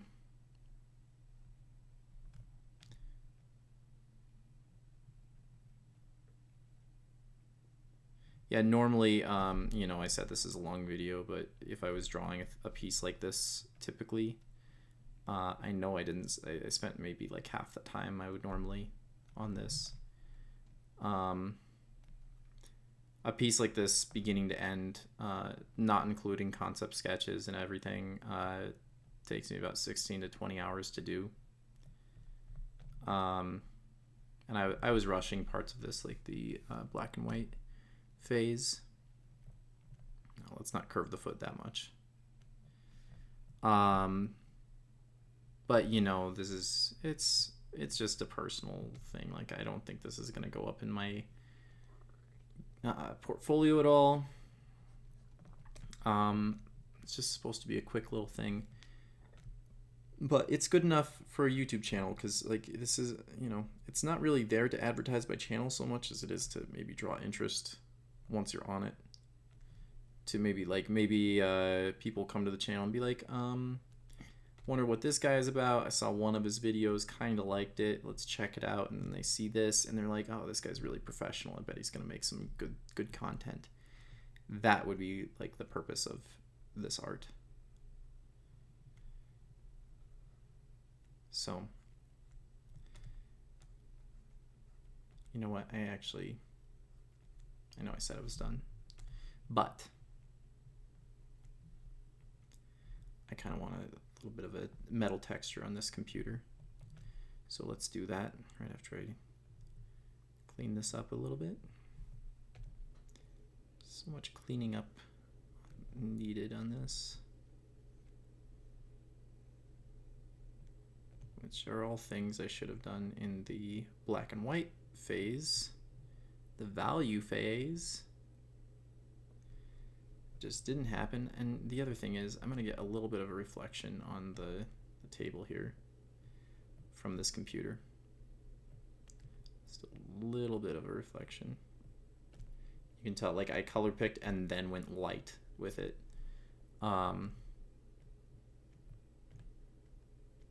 As to indicate it's reflecting and not a new object, and then I faded it out to the edge of the table. So I just want a little bit of a texture. Man, this is just like really sloppy.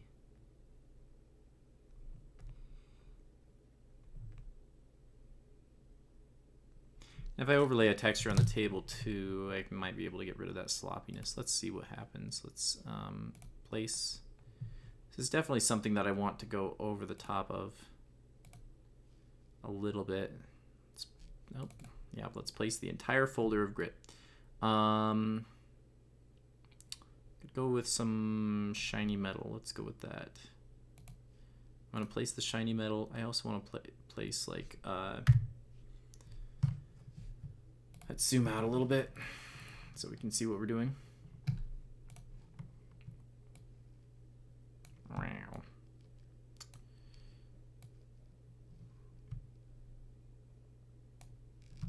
Okay, let's keep that. I'm also going to place like a rusted looking thing, maybe this, maybe this. That seems fine to me. That door is also pretty good. I mean, that's a heck of a thing. This might actually work for the ground a little bit, but you know what I'm gonna do is actually copy this. We're gonna do something at the very end here with that. But for now, let's desaturate that with Control Shift and U. Can't do it without U. Do the same thing with this. Set both of them to overlay on their layer. Overlay. This one, the shiny metal, is too bright. I'm gonna hit Control L for levels. Bring that brightness. Oh god, do it the wrong way. All right, see how it's kind of fitting in with the background a little bit more. I'm gonna say okay to that. And then I'm gonna come in here, really see how this is angled. Oh crap, I have no idea what I just did. Ugh, no clue what I just did. All right, sorry. I meant to hit Shift and drag over, but I hit Control instead because I'm just not thinking.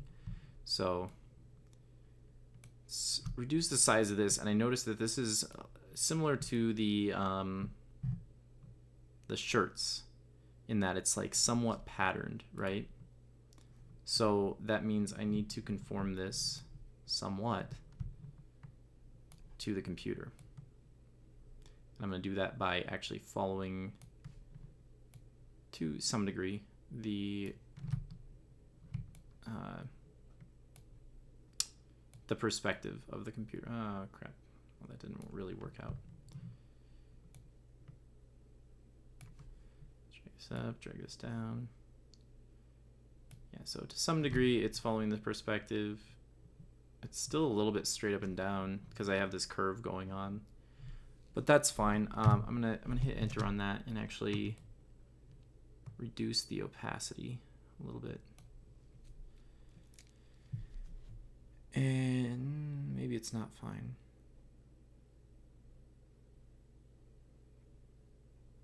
No, it's fine. Screw it. All right. Let's put a mask on it. Let's grab our white brush. Just brush some of that on. Just in the parts that are like kind of lit up and poking out. And down here as well.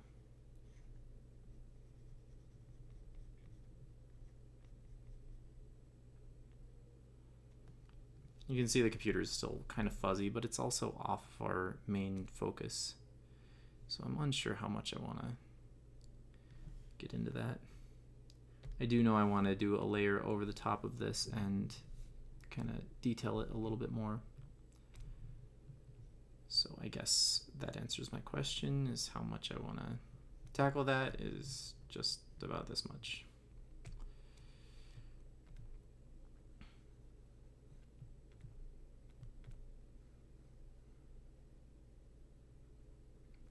Nice smooth line there.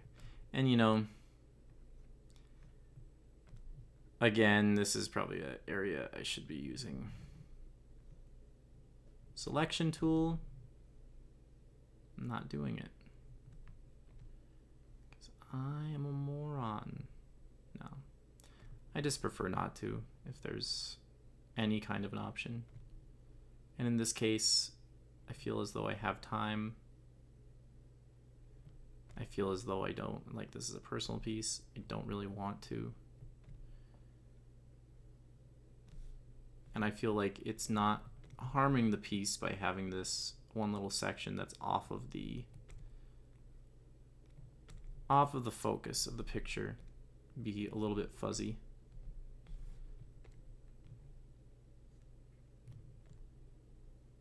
Now what would I do to get it like super smooth? I would grab the pen tool and follow all the contours 100%, and then right click and make that a selection. And then paint within that, and then erase outside of it and have it on its own separate layer. That's what I do to make it really crisp.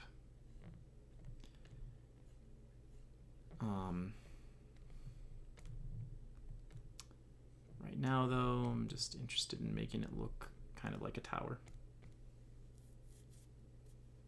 That looks fine to me.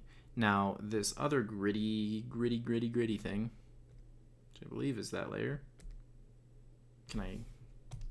Yeah, this is that layer. I am going to adjust, hit Control and Shift, and kind of do the same thing I did with the background, but this is going to be for the table.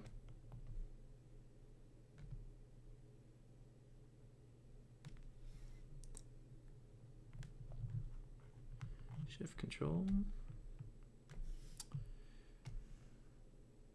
And you can also have a shortcut for perspective as well. It does the same thing as what I'm attempting to do right here. That looks good to me. I'm gonna knock down the fill a little bit. Mask it off. Reveal it.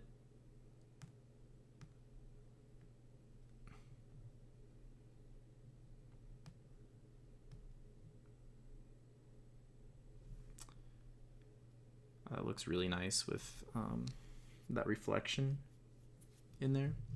I think that just adds a good quality to it. May not go over this texture with anything. Who knows? See how I feel about it.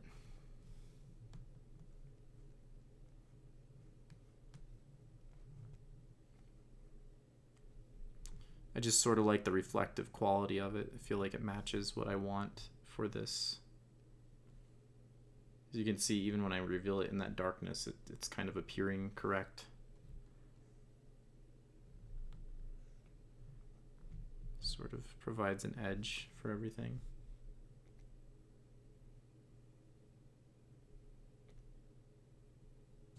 Let's save this whole deal. It's a little bit much. Let's just knock down the opacity slightly. I think I'm happy with that. All right, now what I was saying I was going to do with this. So this is the same texture. What the crap am I selecting here? This is the same texture. And what I'm going to do here is actually just make it the entire image. And it's sort of all one color. Now I can use the color or I cannot. I'm gonna see what happens. So I could do a number of things, including overlay or multiply. I'm gonna take a look at it in several different ways. Basically, I want a little tiny bit of texture, just a little bit over the whole image. It just adds just a hair. Not that much. Let's see what it looks like on overlay. Lightens it up a bit. I kind of like it on overlay. I want to check out soft light as well. Don't really notice it on soft light. Let's zoom out.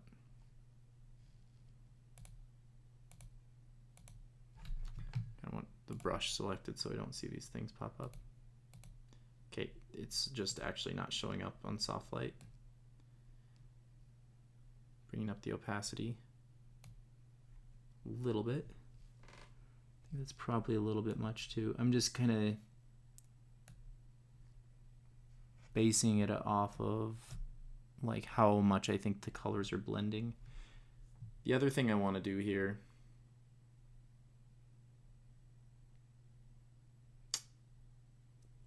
sort of want an image of Minecraft in the computer. What I'm gonna do possibly before I post this, because I have to go into other things and actually do that, is get a picture of me playing Minecraft and actually set it in here, which won't make any sense because he's holding a PlayStation controller, but oh, sorry, I just noticed one more thing. One more thing. It's always one more thing, right? This is just not, it's just not blending very well, or it didn't look like it sat on the ground correctly. Neither did this. It just doesn't look right to me. And I just use the shift button to draw a straight line up.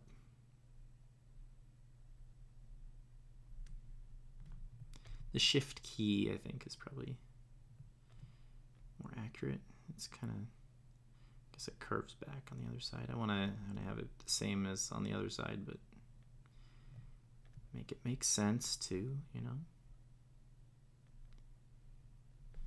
This would come up, it would probably be right about there, this piece connected, where the other one does, where the other one has a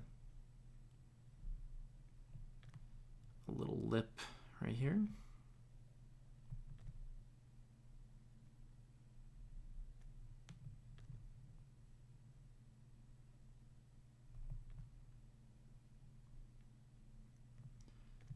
This seems okay to me.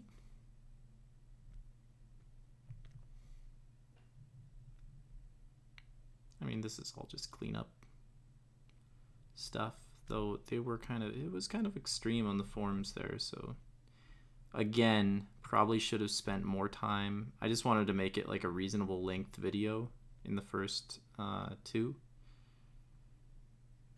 They were still very long. I know this one's much longer. I don't know exactly how long it is, but We'll find out when I have to compress it for 10 hours.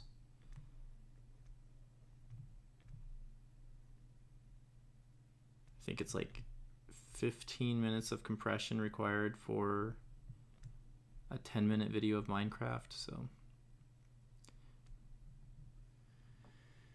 it's like time and a half. So I guess I'll probably go to bed once I start to compress this video.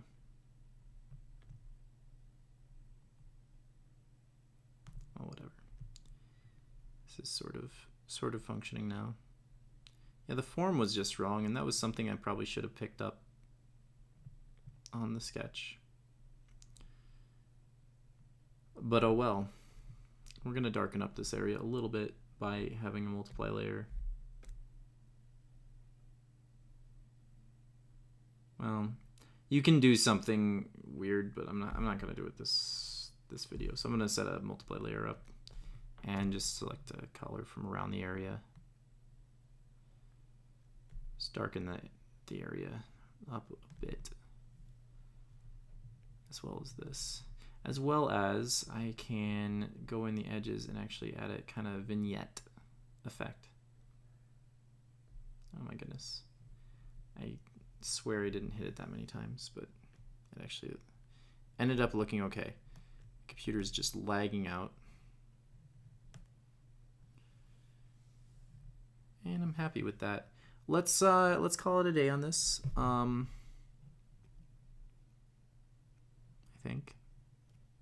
Sorry, kind of just keep on wanting to add stuff. I'm gonna call it a day and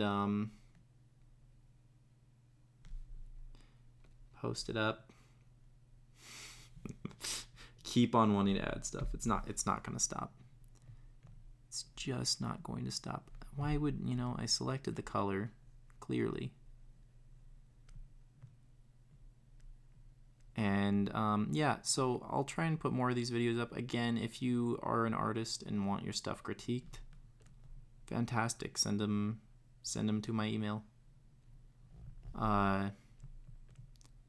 If you are not an artist, thank you for watching. I know this was an extremely long video. I'm sure you watched it to fall asleep to. But there will be videos coming for you in the future. If you're interested in artwork or in my art or stuff like that, just want to ask me a question or whatever, go ahead and throw it up on the comments in this video. I should be able to respond to it. I have like 9 people that subscribe, so don't have a lot of comments typically, unless it's a magic video and I'm making mistakes. Forgot to give him pockets. If you are an elephant and you forgot where you parked your car, I can't help you. That's freaking weird.